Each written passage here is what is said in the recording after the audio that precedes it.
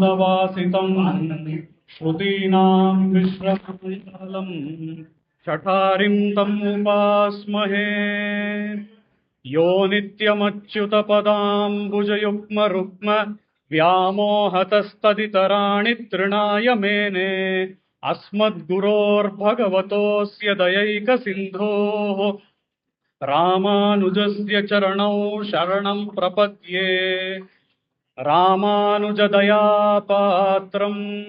ज्ञानवैराग्यभूषणं श्रीमद्वेङ्कटनाथार्यं वन्दे वेदान्तदेशिकम् प्रपद्ये निरवद्यानां निषद्यां गुणसम्पदां शरणं भवभीतानां शठगोपमुनीश्वरम् श्रीमद्रङ्गशठारि संयमि वराल्लब्धागमान्तद्वयम् श्रीमद्वीररघूद्वहाद्य शठजित्पादारविन्दाश्रयम् श्रीमद्वेदवतंसदेशिकयतेः कारुण्यवीक्षास्पदम् सेवे रङ्गधुरीण शासनवशम् नारायणं योगिनम् वेदान्तदेशिकयतीन्द्रकटाक्षलब्ध त्रय्यन्तसारमनवद्य गुणम्बुधाग्रयम् नारायणाद्ययतिधुर्यकृपाभिषिक्तम् श्रीरङ्गनाथयतिशेखरमाश्रयामः श्रीकृष्णमार्यं करुणालयन्तम् वेदान्तयुग्मं समधीतवन्तम् वत्साभिजातं विदुषां वरेण्यं श्रीभाष्यसिंहं प्रणमामि नित्यम् वात्स्य श्रीकृष्णसूरीन्द्र पदपङ्कजषट्पदम् अनन्तपद्मनाभार्यं भारद्वाजमहं भजे नीलातुङ्गस्तनगिरितटी सुप्तमुद्बोध्य कृष्णम् पारार्थ्यं स्वं श्रुतिशतशिरःसिद्धमध्यापयन्ती स्वोच्छिष्टायां स्रजिनिगलितं याबलात्कृत्य भुङ्क्ते गोदा तस्यै नम इदमिदं भूय एवास्तु भूयः अन्नवयल पुदुवै आण्डाळ அரங்கற்கு பன்னு திருப்பாவை பல்வதியம் இன்னிசையால் பாடிக் கொடுத்தாள் நற்பாமாலை பூமாலை சூடிக் கொடுத்தாளை சொல்லு சூடிக் கொடுத்த சுடர் கொடியே தொல்பாவை பாடி அருளவல்ல பல்வளையாய் நாடி நீ வேங்கடவர்க்கென்னை விதியென்ற இம்மாற்றம் நாங்களவா வண்ணமே நல்கு. ಇವತ್ತಿನ ಪಾಶುರ ಎಲ್ಲೇ ಇಳಂಕಿಳಿಯೇ இன்னம் உறங்குதியோ சில்லென்றழையேன் மின் அங்கை நீர் போதுகின்றேன் வல்லை உன் கட்டுரைகள் பண்டே உன் வாயறிதும் வல்லீர்கள் நீங்களே நானேதான் ஆயிடுக ஒல்லே நீ போதாய் உனக்கென்ன வேறுடையை எல்லாரும் போந்தாரோ போந்தார் போந்தெண்ணிக்கொள் வல்லானை கொன்றானை மாற்றாரை மாற்றழிக்க வல்லானை மாயனை பாடேலோ ಎಂಬಾವಾರ್. ಇಲ್ಲಿ ನೆರೆದಿರುವಂತಹ ಸಮಸ್ತ ಭಕ್ತ ಜನಕ್ಕೂ ಭಕ್ತ ವೃಂದಕ್ಕೂ ಕಿರಿಯನಾದಂತಹ ನನ್ನಿಂದ ಪ್ರಣಾಮಗಳು. ಇವತ್ತು ಅತ್ಯಂತ ಕಿರಿಯನಾದ ನನ್ನನ್ನು ಇಲ್ಲಿ ಕೂರಿಸಿ ತಾವೆಲ್ಲರೂ ನನ್ನ ಮಾತುಗಳನ್ನ ಕೇಳಬೇಕು ಅಂತ ಹೇಳಿ ಅವಕಾಶ ಕೊಟ್ಟಿದ್ದೀರಾ. ಅದರಲ್ಲೂ ಈ ದೇವಸ್ಥಾನದ ಆಯೋಜಕರು ಟ್ರಸ್ಟಿಗಳು ಇದನ್ನ ಆಯೋಜನೆ ಮಾಡಿ ನನಗೆ ಇಂಥ ಒಂದು ಅವಕಾಶವನ್ನ ಕೊಟ್ಟಿರುವಂಥದ್ದು ನನ್ನ ಒಂದು ಭಾಗ್ಯದ ಸಂಗತಿ ಎಂದೇ ಭಾವಿಸ್ತೀನಿ. ಅದಕ್ಕಾಗಿ ಈ ದೇವಸ್ಥಾನದ ಟ್ರಸ್ಟಿಗಳಿಗೆ ಆಯೋಜಕರಿಗೆ ನನ್ನ ಅನಂತ ಧನ್ಯವಾದಗಳು. ಆದಷ್ಟು ನನಗೊತ್ತು ಇವತ್ತು ವೈಕುಂಠ ಏಕಾದಶಿ ಅಂತ ಬಹಳಷ್ಟು ಜನ ಅವನ ದರ್ಶನವನ್ನ ಪಡೆಯೋದಕ್ಕೆ ಬರ್ತಾ ಇದ್ದೀರಾ. ಆದರೂ ಸಹ ಒಂದು ಸಣ್ಣ ವಿನಂತಿ, ಆದಷ್ಟು ನಿಶಬ್ದವನ್ನ ಕಾಪಾಡಬೇಕು ಅಂತ ಹೇಳಿ ಕೇಳ್ಕೊಳ್ತೇನೆ. ಇವತ್ತು ನಾವು ನೋಡುವಂತಹ ವಿಷಯ ಏನು ಅಂತ ಅಂದ್ರೆ, ನಾವಿವತ್ತು ವೈಕುಂಠ ಏಕಾದಶಿಯ ಬಗ್ಗೆ ಕೆಲವೊಂದು ವಿಷಯಗಳನ್ನ ತಿಳ್ಕೊಳ್ಳೋಣ. ಆ ವೈಕುಂಠ ಏಕಾದಶಿ, ಅದರ ಹಿಂದೆ ಇರುವಂತಹ ಒಂದು ಮಹತ್ವ, ಇದರ ಬಗ್ಗೆ ಕೆಲವೊಂದು ವಿಷಯಗಳನ್ನ ಮೊದಲು ತಿಳಿದುಕೊಂಡು ಆಮೇಲೆ ಸಮಯವಿದ್ದಲ್ಲಿ ಆಂಡಾಳಿನ ಇವತ್ತಿನ ಪಾಶುರ, ನಾವು ಈಗ ತಾನೇ ನೋಡಿದ್ವಿ ಅಲ್ವಾ, ಎಲ್ಲೇ ಇಳಂ ಕಿಳಿಯೇ ಅನ್ನುವಂತಹ ಪಾಶುರ, ಆ ಪಾಶುರದ ಬಗ್ಗೆಯೂ ಕೆಲವೊಂದು ವಿಷಯಗಳನ್ನ ನೋಡೋಣ. ಆ ನಿಟ್ಟಿನಲ್ಲಿ ಈಗ ಇವತ್ತು ಮೊದಲಿಗೆ ವೈಕುಂಠ ಏಕಾದಶಿಯ ಬಗ್ಗೆ ನಾವು ನೋಡೋದಾದ್ರೆ, ಈ ವೈಕುಂಠ ಏಕಾದಶಿಯ ಬಗ್ಗೆ ನಮಗೆ ಉಲ್ಲೇಖ ಎಲ್ಲಿ ಸಿಗತ್ತೆ ಅಂತ ಹೇಳಿ ಒಂದು ಪ್ರಶ್ನೆಯನ್ನ ನಾವು ಕೇಳೋದಾದ್ರೆ, ಇದರ ಉಲ್ಲೇಖ ನಮಗೆ ವಿಸ್ತಾರವಾದ ಉತ್ತರ ಶಾಸ್ತ್ರಗಳಲ್ಲಿ ಸಿಗತ್ತೆ. ಶಾಸ್ತ್ರ ಅಂತ ಅಂದ್ರೆ ಎಷ್ಟೊಂದು ಎಲ್ಲವನ್ನೂ ಸೇರಿ ನಾವು ಶಾಸ್ತ್ರ ಅಂತಾನೆ ಹೇಳ್ತೀವಲ್ಲ, ಹೀಗೆ ಸುಮ್ಮನೆ ಶಾಸ್ತ್ರಗಳಲ್ಲಿ ಸಿಕ್ಬಿಡುತ್ತೆ ಅಂತ ಹೇಳಿದ್ರೆ ಇದು ಸರಿಯಾದ ಉತ್ತರವಾ ಅಂತ ಹೇಳಿದ್ರೆ ಸರಿಯಾದ ಉತ್ತರವೇ. ಹೇಗೆ ಅಂತ ನಾವು ನೋಡೋದಾದ್ರೆ, ಈ ಶಾಸ್ತ್ರ ಅನ್ನುವಂತಹ ಪದಕ್ಕೆ ನಾವು ಒಂದು ಅರ್ಥವನ್ನ ನೋಡೋದಾದ್ರೆ, ಶಾಸನಾತ್ ಶಾಸ್ತ್ರಂ ಅಂತ ಹೇಳ್ತೀವಿ. ಅದರ ಪ್ರಕಾರ ಯಾವುದು ನಮ್ಮನ್ನ ಶಾಸನ ಮಾಡುತ್ತೋ, ಯಾವುದು ನಮ್ಮ ಮೇಲೆ ಆಳ್ವಿಕೆ ಮಾಡುತ್ತೋ ಅದಕ್ಕೆ ಹೆಸರು ಶಾಸನ ಅಂತ ಹೇಳಿ, ಶಾಸ್ತ್ರ ಅಂತ ಹೇಳಿ. ಆ ರೀತಿಯಲ್ಲಿ ಶಾಸ್ತ್ರ ಅನ್ನುವಂಥದ್ದು ಯಾವುದು ನಮ್ಮ ಮೇಲೆ ಆಳ್ವಿಕೆಯನ್ನ ಮಾಡುತ್ತೋ, ಶಾಸನವನ್ನ ಮಾಡುತ್ತೋ, ನಮಗೆ ಒಂದು ನಿಯಮವನ್ನ ಹೊರಡಿಸುತ್ತೋ ಅದಕ್ಕೆ ಹೆಸರು ಶಾಸ್ತ್ರ ಅಂತ ಹೇಳಿ. ಸರಿ, ನಿಯಮ ಅದು ಹೊರಡಿಸ್ಬಿಡ್ತು, ಅದಕ್ಕಾಗ ಆ ನಿಯಮ ನಾವು ಪಾಲಿಸ್ಬೇಕಾ ಅಂತ ಅಂದ್ರೆ, ಈಗ ನಾವು ರಸ್ತೆಗಳಲ್ಲೂ ಕೂಡ ನೋಡ್ತೀವಿ. ಇವತ್ತು ಈ ರಸ್ತೆನಲ್ಲಿ, ದೇವಸ್ಥಾನದ ಮುಂದೆ ಇರುವಂತಹ ರಸ್ತೆಯಲ್ಲಿ ಕೆಲವೊಂದು ವಿಶೇಷ ನಿಯಮಗಳನ್ನ ಹಾಕಲಾಗಿದೆ, ಹೌದಾ? ಪೊಲೀಸ್ ಅವರು ಬ್ಯಾರಿಕೇಡ್ ಅನ್ನ ಹಾಕಿದ್ದಾರೆ, ಕೆಲವೊಂದು ವಿಶೇಷ ನಿಯಮಗಳಿವೆ. ಯಾವುದಕ್ಕಾಗಿ? ಇವತ್ತು ವೈಕುಂಠ ಏಕಾದಶಿ. ಈ ವೈಕುಂಠ ಏಕಾದಶಿಯ ಸಲುವಾಗಿ ಬಹಳಷ್ಟು ಭಕ್ತ ವೃಂದ ಇಲ್ಲಿಗೆ ಬರ್ತಾ ಇದೆ. ಅದಕ್ಕಾಗಿ ಇಲ್ಲಿ ನಾವು ಈ ರಸ್ತೆಯಲ್ಲೂ ಕೂಡ ಕೆಲವೊಂದು ವಿಶೇಷ ನಿಯಮಗಳು ಅನ್ವಯವಾಗುವಂತಹ ರೀತಿಯಲ್ಲಿ ನಾವು ನೋಡ್ತೀವಿ. ಹಾಗೆ ಆ ವಿಶೇಷ ನಿಯಮಗಳು ಇಲ್ಲಿ ಹೇಗೆ ನೋಡ್ತೀವೋ, ಅದಲ್ಲದೆ ಸಾಮಾನ್ಯವಾದ ನಿಯಮಗಳು ಕೂಡ ನಾವು ನೋಡ್ತೀವಿ ರಸ್ತೆಗಳಲ್ಲಿ. ಕೆಲವೊಂದು ರಸ್ತೆ ಒನ್ ವೇ ಅಂತ ನೋಡ್ತೀವಿ, ಕೆಲವೊಂದು ರಸ್ತೆಯಲ್ಲಿ ಬೇರೆ ಯಾವುದೋ ಒಂದು ಜಂಕ್ಷನ್ ಅಲ್ಲಿ ರೆಡ್ ಲೈಟ್ ಇದ್ರೆ ನಾವು ನಿಲ್ಬೇಕು ಅಂತ ನೋಡ್ತೀವಿ. ಈ ರೀತಿಯಾಗಿ ಬಹಳಷ್ಟು ನಿಯಮಗಳನ್ನ ನೋಡ್ತೀವಿ. ಸರಿ, ಈ ನಿಯಮಗಳನ್ನ ಪಾಲಿಸಿದ್ರೆ ನಮ್ಗೆ ಏನು ಉಪಯೋಗ ಅಂತ ನೋಡಿದ್ರೆ, ರೆಡ್ ಲೈಟ್ ಅಲ್ಲಿ ನಿಲ್ದೆ ಹೋಗೋರು ಇರ್ತಾರೆ. ರೆಡ್ ಲೈಟ್ ಅಲ್ಲಿ ನಿಲ್ದೆ ಹೋಗೋರಾಗ್ಲಿ ಅಥವಾ ಒನ್ ವೇನಲ್ಲಿ ಗಾಡಿ ಓಡಿಸ್ಕೊಂಡು ಹೋಗೋರಾಗ್ಲಿ, ಈ ರೀತಿ ಇದೆಲ್ಲ ನಿಯಮ ಪಾಲನೆ ಮಾಡದೆ ಹೋದ್ರೆ ನಮ್ಗೆ ಏನಾಗುತ್ತೆ? ನಮಗೆ ಅದರಿಂದ ಅಪಾಯ ಉಂಟು. ಇದನ್ನ ನಾವು ಮೊಟ್ಟ ಮೊದಲನೇದಾಗಿ ತಿಳ್ಕೋಬೇಕು. ಹೀಗೆ ರಸ್ತೆಯ ನಿಯಮಗಳು ಏನಿವೆ, ಆ ರಸ್ತೆಯ ನಿಯಮಗಳನ್ನ ನಾವು ಪಾಲಿಸದೆ ಹೋದ್ರೆ ನಮಗೆ ಅಪಾಯ ಉಂಟು, ಹೌದು? ಅದೇ ರೀತಿ ನಮ್ಮ ಶಾಸ್ತ್ರದಲ್ಲೂ ಸಹ ಬಹಳಷ್ಟು ನಿಯಮಗಳಿವೆ. ಆ ನಿಯಮಗಳನ್ನ ಪಾಲಿಸದೆ ಹೋದ್ರೆ ನಮಗೆ ಅಪಾಯ ಉಂಟು ಅನ್ನೋದನ್ನ ನಾವು ತಿಳ್ಕೋಬೇಕು. ಈಗ ಇಷ್ಟು ದೊಡ್ಡದಾಗಿದೆ ರಸ್ತೆ, ಈ ರಸ್ತೆಯನ್ನ ಯಾವುದಕ್ಕಾಗಿ ನೀವು ಒನ್ ವೇ ಮಾಡಿದ್ರಿ ಅಂತ ಹೇಳಿ ನಾವು ಪ್ರಶ್ನೆ ಕೇಳ್ಬೋದಾ? ಅವರು ಒನ್ ವೇ ಮಾಡಾದ್ಮೇಲೆ ನಾವು ಇಂಥ ಪ್ರಶ್ನೆ ಕೇಳೋಕ್ಕಾಗಲ್ಲ. ಅವರು ಒಂದು ಬಾರಿ ಈ ರೀತಿ ಒಂದು ಒನ್ ವೇ ನಿಯಮವನ್ನ ಮಾಡಾದ್ಮೇಲೆ ಇಂಥ ಪ್ರಶ್ನೆಯನ್ನ ನಾವು ಕೇಳೋಕ್ಕಾಗಲ್ಲ. ನೀವು ಯಾವ್ದಕ್ಕಾಗಿ ಒನ್ ವೇ ಮಾಡಿದ್ರಿ ಅಂತ ಕೇಳೋಕ್ಕಾಗಲ್ಲ. ಅವರು ಒನ್ ವೇ ಮಾಡಿರೋದು ಯಾವ್ದಕ್ಕಾಗಿ? ನಮ್ಮ ಕ್ಷೇಮಕ್ಕಾಗಿ, ನಮ್ಮ ಹಿತಕ್ಕಾಗಿಯೇ ಅವರು ಒನ್ ವೇ ಮಾಡಿರೋದು. ಆದ್ದರಿಂದ ರೋಡ್ ಇಷ್ಟು ಅಗಲವಾಗಿದೆ, ಆದ್ರೂ ನೀವ್ ಏನಕ್ಕೆ ಒನ್ ವೇ ಮಾಡಿದ್ರಿ ಅಂತ ನಾವು ಕೇಳೋಕ್ಕಾಗಲ್ಲ. ಅವ್ರು ಒನ್ ವೇ ಮಾಡಿದ್ಮೇಲೆ ನಾವು ಪಾಲಿಸ್ಬೇಕು. ಅದೇ ರೀತಿ ಶಾಸ್ತ್ರ ಹೇಳುವಂತಹ ವಿಷಯವನ್ನ ನಾವು ಪಾಲಿಸಿದ್ರೆ ಅದು ನಮಗೆ ಹಿತವೇ ಹೊತ್ತು ನಮಗೆ ಅದು ಅಪಾಯಗಳಿಂದ ಆ ಹಿತವನ್ನ ನಾವು ಪಾಲಿಸಿದ್ರೆ ಅದು ತಪ್ಸತ್ತೆ. ಆ ರೀತಿಯಲ್ಲಿ ನಾವು ಇವತ್ತು ಶಾಸ್ತ್ರದಲ್ಲಿ ಈ ವೈಕುಂಠ ಏಕಾದಶಿಯ ಬಗ್ಗೆ ಏನನ್ನು ಹೇಳಿದೆ ಅನ್ನೋದನ್ನ ನಾವು ನೋಡೋದಾದ್ರೆ, ಶಾಸ್ತ್ರದಲ್ಲಿ ಈ ವೈಕುಂಠ ಏಕಾದಶಿಯ ಬಗ್ಗೆ ಬಹಳಷ್ಟು ವಿಷಯಗಳು ಹೇಳಿದೆ.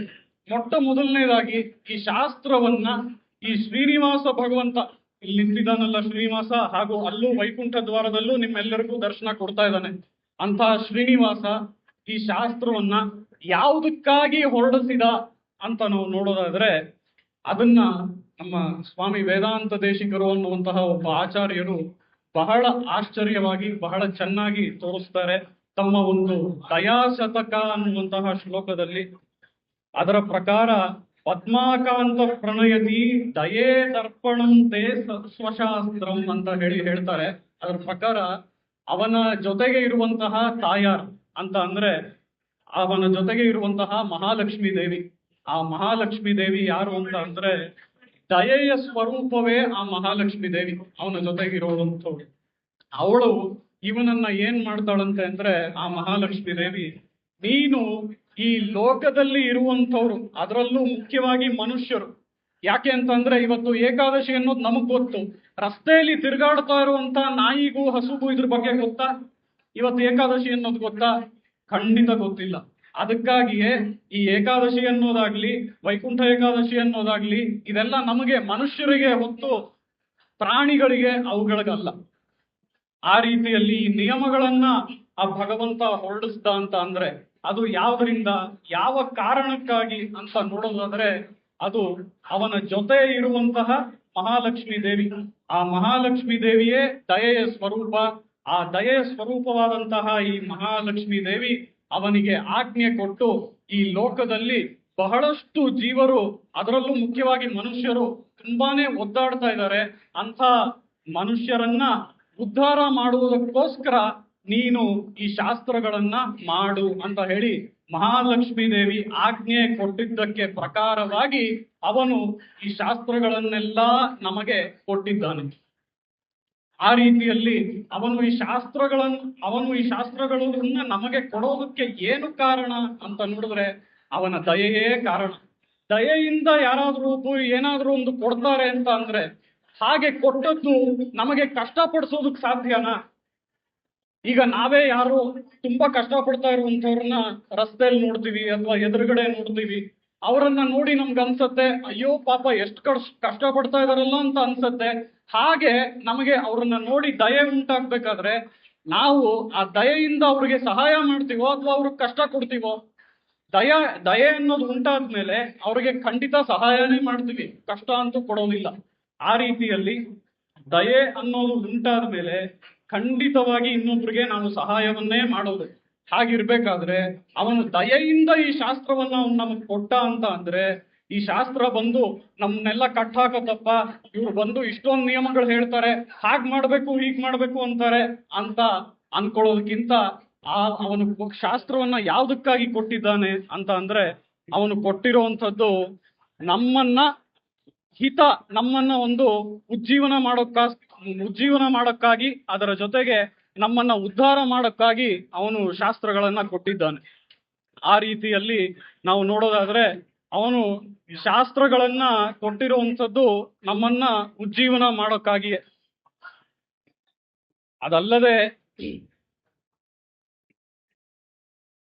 ಅದಲ್ಲದೆ ನಾವು ಕೆಲವೊಂದು ವಿಷಯಗಳನ್ನ ನಾವು ನೋಡೋದಾದ್ರೆ, ಹೀಗೆ ಉಜ್ಜೀವನ ಮಾಡೋಕ್ಕಾಗಿಯೇ ಶಾಸ್ತ್ರ ಇದೆ ಅಂತ ನಾವು ನೋಡೋದಾದ್ರೆ, ಅದರ ಜೊತೆಗೆ ಈ ಶಾಸ್ತ್ರ ಅನ್ನುವಂತಹ ಪದ ಇವತ್ತು ಎಲ್ಲೆಲ್ಲೂ ಬಳಕೆ ಆಗ್ತಾ ಇದೆ. ಅದರಿಂದ ನಮಗೆ ಶಾಸ್ತ್ರ ಅನ್ನೋದು ಏನು ಅನ್ನೋದು ಸರಿಯಾಗಿ ಅರ್ಥ ಆಗ್ತಾ ಇಲ್ಲ. ಉದಾಹರಣೆಗೆ, ಒಂದು ಕವಡೆಯನ್ನ ಹಾಕಿ ಅದರ ಜೊತೆಗೆ ಹೇಳುವಂತಹ ಶಾಸ್ತ್ರಕ್ಕೂ ನಾವು ಕವಡೆ ಶಾಸ್ತ್ರ ಅಂತ ಕರಿತೀವಿ. ಅದರ ಜೊತೆಗೆ ಒಂದು ಗಿಣಿಯನ್ನ ಕೂರಿಸ್ಕೊಂಡು ಆ ಗಿಣಿ ಯಾವುದೋ ಒಂದು ಚೀಟಿಯನ್ನ ತೆಗೆದುಕೊಟ್ಟು ನಮಗೆ ಹೇಳುವಂತಹ ಭವಿಷ್ಯಕ್ಕೂ ನಾವು ಶಾಸ್ತ್ರ ಅಂತ ಕರಿತೀವಿ. ಅದರ ಜೊತೆಗೆ ಬಹಳಷ್ಟು ಈ ಜ್ಯೋತಿಷ್ಯ ಹೇಳುವಂತವರ ಬಳಿ ಹೋಗಿ ನೀವು ಶಾಸ್ತ್ರವನ್ನ ಹೇಳಬೇಕು ಅಂತ ಹೇಳಿ ಅವ್ರ ಹತ್ರ ಹೋಗಿ ಕೇಳ್ತಾರೆ. ಅದರಿಂದಾನು ಕೂಡ ನಾವು ನೋಡ್ತೀವಿ ಈ ರೀತಿ ಶಾಸ್ತ್ರ ಅಂತ ಅಂದ್ರೆ ಭವಿಷ್ಯವನ್ನ ಹೇಳೋದು ಶಾಸ್ತ್ರ ಅಂತ ಆಗೋಗಿದೆ. ಈ ರೀತಿಯಲ್ಲಿ ನಾವು ಶಾಸ್ತ್ರ ಅನ್ನುವಂಥ ಪದವನ್ನ ಯಾವ್ದ್ಯಾವ್ದೋ ಪರಿಸ್ಥಿತಿಗಳಲ್ಲಿ, ಯಾವ್ದ್ಯಾವ್ದೋ ಸಂದರ್ಭಗಳಲ್ಲಿ ಬಳಸೋದ್ರಿಂದ ನಿಜವಾದ ಒಂದು ಶಾಸ್ತ್ರದ ಅರ್ಥ ಇವತ್ತು ನಾವು ಕಳ್ಕೊಂಡ್ಬಿಟ್ಟಿದೀವಿ. ಆದ್ರಿಂದ ನಿಜವಾದ ಒಂದು ಶಾಸ್ತ್ರ ಅರ್ಥ ಏನು ಅಂತ ಅಂದ್ರೆ, ಈಗ ತಾನೇ ನಾವು ನೋಡಿದ್ವಲ್ಲ, ಅದರ ಪ್ರಕಾರ ಅವನ ದಯೆಯಿಂದಲೇ ಅವನು ನಮಗೆ ಶಾಸ್ತ್ರಗಳನ್ನ ಕೊಟ್ಟಿದ್ದಾನೆ. ಆ ದಯೆಯಿಂದ ಕೊಟ್ಟಿದ್ದಾನೆ ಅಂತ ಅಂದ್ರೆ ಅವನು ನಮಗೆ ಸಹಾಯ ಮಾಡೋದಕ್ಕೆ ಶಾಸ್ತ್ರಗಳನ್ನ ಕೊಟ್ಟಿದ್ದಾನೆ ಹೊತ್ತು ನಮ್ಮನ್ನ ಕಷ್ಟಪಡಿಸೋದಕ್ಕಲ್ಲ. ಶಾಸ್ತ್ರಗಳು ನಮ್ಮನ್ನ ಕಷ್ಟಪಡಿಸೋದಕ್ ಬಂದಿಲ್ಲ ಅನ್ನೋದನ್ನ ನಾವು ಚೆನ್ನಾಗಿ ಅರ್ಥಕೋಬೇಕು. ಆ ರೀತಿಯಲ್ಲಿ ಶಾಸ್ತ್ರಗಳು ನಮ್ಮನ್ನ ಕಟ್ ಹಾಕ್ಬಿಡುತ್ತೆ, ಹೀಗೆ ಹೇಳುತ್ತೆ, ಹಾಗೆ ಹೇಳುತ್ತೆ, ಒಂದು ನಿಬಂಧನೆಯನ್ನ ಕೊಡುತ್ತೆ ಅನ್ನೋದನ್ನ ಮೊದಲು ನಾವು ನಮ್ಮ ತಲೆಯಿಂದ ತೆಗಿಬೇಕು. ಆ ರೀತಿಯಲ್ಲಿ ಶಾಸ್ತ್ರಗಳು ಇರುವಂತದ್ದು ಅವನ ದಯೆಯಿಂದ ನಾವು ಹೀಗೆ ಕಷ್ಟಪಡೋದನ್ನ, ಅಂದ್ರೆ ಮನುಷ್ಯರು ಈ ಲೋಕದಲ್ಲಿ ಕಷ್ಟಪಡೋದನ್ನ ನೋಡಿ ನಮ್ಮ ಭಗವಂತ ಶಾಸ್ತ್ರಗಳನ್ನ ಕೊಟ್ಟಿದ್ದಾನೆ. ಆ ಶಾಸ್ತ್ರಗಳು ಯಾರ ಮೂಲಕ ನಮಗೆ ಸಿಗತ್ತೆ ಅಂತ ನೋಡೋದಾದ್ರೆ, ಸಾಕ್ಷಾನ್ ನಾರಾಯಣೋ ದೇವ ಕೃತ್ವಾ ಮರ್ತ್ಯಮಯೀಂ ತನು ಮಗ್ನಾನುದ್ಧರತೆ ಲೋಕಾನ್ ಕಾರುಣ್ಯಾತ್ ಶಾಸ್ತ್ರಪಾಣಿನಾ ಅಂತ ಹೇಳಿ ನಮ್ಮ ಆಚಾರ್ಯರು ತೋರಿಸ್ಕೊಡ್ತಾರೆ. ಇದರ ಪ್ರಕಾರ ಇಲ್ಲಿ ನಮ್ಮ ಆಚಾರ್ಯರು ಹೇಳ್ತಾ ಇರುವಂತದ್ದು ಏನು ಅಂತ ಅಂದ್ರೆ, ಸಾಕ್ಷಾತ್ ಆ ಭಗವಂತನೇ ಇಲ್ಲಿ ಶಾಸ್ತ್ರಗಳನ್ನ ನಮಗೆ ತಲುಪಿಸ್ತಾನಂತೆ. ಈ ಲೋಕದಲ್ಲಿ ಆ ಭಗವಂತ ನಮಗೆ ಶಾಸ್ತ್ರಗಳನ್ನ ತಲುಪಿಸ್ತಾನಂತೆ. ಹೇಗೆ ಅಂತ ಅಂದ್ರೆ, ಸಾಕ್ಷಾತ್ ನಾರಾಯಣೋ ದೇವ, ಸಾಕ್ಷಾತ್ ನಾರಾಯಣನೇ ಈ ಮರ್ತ್ಯಮಯೀಂ ತನು, ಮನುಷ್ಯನಂತಹ ಒಂದು ದೇಹವನ್ನ ಪಡೆದುಕೊಂಡು, ಮನುಷ್ಯನಂತಹ ಒಂದು ದೇಹ ಅಂದ ಕೂಡಲೇ ನಿಮಗೆ ರಾಮ ಕೃಷ್ಣ ಇವರ ಅವತಾರಗಳು, ಹಾಗೆ ಈ ವೆಂಕಟರಮಣ ಸ್ವಾಮಿ ಇದೆಲ್ಲ ನೆನಪು ಬರ್ಬೋದು. ಆದ್ರೆ ಹಾಗಲ್ಲ. ಇವನು ಮರ್ತ್ಯಮಯೀಂತಹ ತನು ಅಂತ ಅಂದ್ರೆ, ಮನುಷ್ಯನಂತಹ ದೇಹ ಅಂದ್ರೆ ಯಾರು ಅಂದ್ರೆ, ನಮಗೆ ಆಚಾರ್ಯರುಗಳಾಗಿ ಅವನೇ ಅವತಾರ ಮಾಡಿ ಆ ಶಾಸ್ತ್ರವನ್ನ ನಮಗೆ ತಲುಪಿಸ್ತಾನಂತೆ. ಅವನ ದಯೆಯಿಂದ ಆ ಶಾಸ್ತ್ರವನ್ನ ಅವನು ನಮಗೆ ತಲುಪಿಸ್ತಾನೆ. ಮಗ್ನಾನ್ ಉದ್ಧರತೆ ಲೋಕಾನ್, ಈ ಲೋಕದಲ್ಲಿ ಮನುಷ್ಯರೆಲ್ಲರೂ ಬಹಳ ಕಷ್ಟಪಡ್ತಾ ಇದ್ದಾರೆ ಅನ್ನೋದನ್ನ ನೋಡಿ ದಯೆಯೊಂದಿಗೆ ಅವನೇ ಆಚಾರ್ಯರಾಗಿ ಅವತಾರ ಮಾಡಿ ಅವನು ಈ ಶಾಸ್ತ್ರಗಳನ್ನ ನಮಗೆ ಕೊಡ್ತಾನೆ ಅಂತ ಹೇಳಿ ಭಗವಂತ ಹೇಳ್ತಾ ಇದ್ದಾನೆ. ಅದರ ಪ್ರಕಾರ ನಾವು ನೋಡೋದಾದ್ರೆ, ನಾವು ಈ ಒಂದು ಪದವನ್ನು ಬಳಸಿದ್ರೆ, ಶಾಸ್ತ್ರ ಅನ್ನುವಂತಹ ಪದವನ್ನು ಬಳಸಿದ್ರೆ ಅಥವಾ ಆಚಾರ ಅನ್ನುವಂತಹ ಪದವನ್ನು ಬಳಸಿದ್ರೆ, ಇವತ್ತು ಬಹಳಷ್ಟು ಜನ ಕಿರಿಯರಿಗೆ ಹಾಗೂ ಹಿರಿಯರಿಗೂ ಸಹ ಒಂದು ಇರಿಟೇಷನ್ ಆಗತ್ತೆ. ಇವತ್ತದು ಹೇಳಿದ ಕೂಡಲೇ ಬಹಳಷ್ಟು ಜನ, ಅಯ್ಯೋ ನೀವು ಹೀಗೆ ಹೇಳ್ತೀರಾ ಹಾಗೆ ಹೇಳ್ತೀರಾ ಅಂತ ಹೇಳಿ ಆ ಪದವನ್ನು ಉಪಯೋಗಿಸಿದ ಕೂಡಲೇ, ಶಾಸ್ತ್ರ ಅನ್ನುವಂತಹ ಪದ ಅದರ ಜೊತೆಗೆ ಆಚಾರ ಅನ್ನುವಂತಹ ಪದ ಇದನ್ನ ಉಪಯೋಗಿಸಿದ ಕೂಡಲೇ ಬಹಳಷ್ಟು ಜನಕ್ಕೆ ಒಂದು ಇರಿಟೇಷನ್ ಆಗುತ್ತೆ. ಹೀಗೆ ಇರಿಟೇಷನ್ ಆಗೋದಕ್ಕೆ ಏನು ಕಾರಣ ಅಂತ ನೋಡಿದ್ರೆ, ನಾವು ಅದನ್ನ ಸರಿಯಾಗಿ ತಿಳ್ಕೊಳ್ದೇ ಇರೋದೇ ಕಾರಣ. ಈಗ ತಾನೇ ನಾನು ನಿಮ್ಗೆ ಹೇಳಿದೆ, ಶಾಸ್ತ್ರ ಬಂದು ನಮ್ಮನ್ನ ಯಾವ ರೀತಿನೂ ಕಟ್ ಹಾಕಲ್ಲ, ಅದನ್ನ ನಾವು ಚೆನ್ನಾಗಿ ಅರ್ಥ ಮಾಡ್ಕೋಬೇಕು. ಶಾಸ್ತ್ರ ಬಂದು ನಮ್ಮನ್ನ ನಮ್ಮ ಹಿತಕ್ಕಾಗಿಯೇ ಅದು ಬಂದಿರುವಂಥದ್ದು. ನಮ್ಮ ಹಿತಕ್ಕಾಗಿಯೇ ಅದು ಬಂದಿದೆ ಅಂತ ನಾವು ಯಾವಾಗ ತಿಳ್ಕೊಳ್ತೀವೋ ಆವಾಗ ಶಾಸ್ತ್ರ ನಮ್ಮನ್ನು ಕಟ್ ಹಾಕ್ತಾ ಇದೆ ಅನ್ನುವಂತಹ ಭಾವನೆ ನಮ್ಮಲ್ಲಿ ಇರೋದಿಲ್ಲ. ಆ ರೀತಿ ನಾವೀಗ ನೋಡೋದಾದ್ರೆ, ಈ ಶಾಸ್ತ್ರ ಅಂತ ಬಂದಿರೋದು ನಮ್ಮ ಒಂದು ಹಿತಕ್ಕಾಗಿಯೇ ಬಂದಿರುವಂಥದ್ದು. ಈಗ ಈ ಶಾಸ್ತ್ರದಲ್ಲಿ ನಾವು ನೋಡೋದಾದ್ರೆ ಬಹಳಷ್ಟು ಏಕಾದಶಿಯ ಒಂದು ಮಹತ್ವಗಳ ಬಗ್ಗೆ ನಾವು ನೋಡಬಹುದು. ಅದರಲ್ಲಿ ನಾವು ವರ್ಷದಲ್ಲಿ ನೋಡೋದಾದ್ರೆ ಹತ್ರ 24ರಿಂದ 26 ಏಕಾದಶಿಗಳು ಒಂದು ವರ್ಷದಲ್ಲಿ ಬರುತ್ತೆ. ಒಂದು ವರ್ಷದಲ್ಲಿ 15 ದಿನಕ್ಕೊಮ್ಮೆ 24ರಿಂದ 26 ಏಕಾದಶಿಗಳು ಬರುತ್ತವೆ. ಈ ಏಕಾದಶಿ ಅನ್ನೋದು ಯಾವ ದಿನ ಅಂತ ನೋಡೋದಾದ್ರೆ, ಏಕಾದಶಿ ಅನ್ನುವಂಥದ್ದು ಚಂದ್ರ ಬೆಳೆಯುವಂತಹ ಒಂದು ಪಕ್ಷ, ಅದು 15 ದಿನ ಶುಕ್ಲ ಪಕ್ಷ. ಚಂದ್ರ ಹಾಗೆ ಕಡಿಮೆಯಾಗುವಂತಹ ಪಕ್ಷ, ಅದು 15 ದಿನ ಕೃಷ್ಣ ಪಕ್ಷ. ಈ ರೀತಿಯಲ್ಲಿ 15 ದಿನಗಳ ಪಕ್ಷದಲ್ಲಿ ನಾವು ನೋಡುವಂಥದ್ದು 11ನೇ ದಿನವನ್ನ ನಾವು ಏಕಾದಶಿ ಅಂತ ಕರಿತೇವೆ. ಯಾವುದು ಏಕಾದಶಿ ಅಂತ ನೋಡಿದ್ರೆ, ಈ ಪಕ್ಷಗಳಲ್ಲಿ 11ನೇ ದಿನ ಏಕಾದಶಿ. ಅದರ ಪ್ರಕಾರ ಈ ಏಕಾದಶಿಯ ದಿನದಂದು ಯಾವುದಕ್ಕಾಗಿ ಈ ಉಪವಾಸವನ್ನ ಇಡಬೇಕು, ನಾವು ಯಾವುದಕ್ಕಾಗಿ ಉಪವಾಸ ಇರಬೇಕು ಅಂತ ಹೇಳ್ತಾರೆ ಅಂತ ನೋಡಿದ್ರೆ, ಅಯ್ಯೋ ಹೀಗೆಲ್ಲ ಉಪವಾಸ ಎಲ್ಲ ಹೇಳಿ ಶಾಸ್ತ್ರ ನಮ್ಮನ್ನು ತುಂಬಾ ಕಷ್ಟಪಡಿಸ್ತಾ ಇದೆ ಅಂತ ಹೇಳಿ ನಾವು ಅನ್ಕೋಬಹುದು. ಆದ್ರೆ ನಿಜವಾಗ್ಲೂ ಹಾಗಲ್ಲ, ನಮ್ಮನ್ನದು ಕಷ್ಟಪಡಿಸ್ತಾ ಇಲ್ಲ. ಯಾಕೆ ಮತ್ತೆ ಅದು ಉಪವಾಸ ಇರೋದಕ್ಕೆ ಹೇಳುತ್ತೆ ಅಂತ ಅಂದ್ರೆ, ನಾವು 365 ದಿನ 24 ಗಂಟೆಗಳು ನಮ್ಮ ದೇಹದಲ್ಲಿರುವ ಅಷ್ಟು ಆರ್ಗನ್ಸ್ ಏನ್ ಹೇಳ್ತೀವೋ ಅಷ್ಟು ಅಂಗಾಂಗಗಳು ಕೆಲಸ ಮಾಡ್ತಾನೆ ಇರುತ್ತೆ. ಹಾಗೆ 365 ದಿನ 24 ಗಂಟೆಗಳು ನಮ್ಮ ದೇಹದಲ್ಲಿರುವ ಅಂಗಾಂಗಗಳು ಕೆಲಸ ಮಾಡ್ತಾ ಇದ್ರೆ ಅದಕ್ಕೊಂದು ವಿಶ್ರಾಂತಿ ಬೇಡವಾ?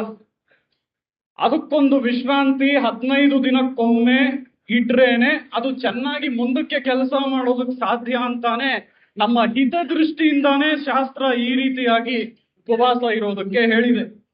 ಇದನ್ನ ನಾವೇನ್ ಅನ್ಕೊಳ್ತೀವಿ, ಶಾಸ್ತ್ರ ಎಷ್ಟು ಕಷ್ಟಪಡಿಸ್ತಾ ಇದೆ, ನಮ್ಗೆ ಉಪವಾಸ ಇರೋದಕ್ಕೆ ಹೇಳ್ತಾ ಇದೆಯಲ್ಲ ಅಂತ ಹೇಳಿ ನಾವು ಅನ್ಕೊಳ್ತೀವಿ. ಆದ್ರೆ ನಿಜವಾಗ್ಲೂ ಉಪವಾಸ ಏನಕ್ಕಿರ್ಬೇಕು?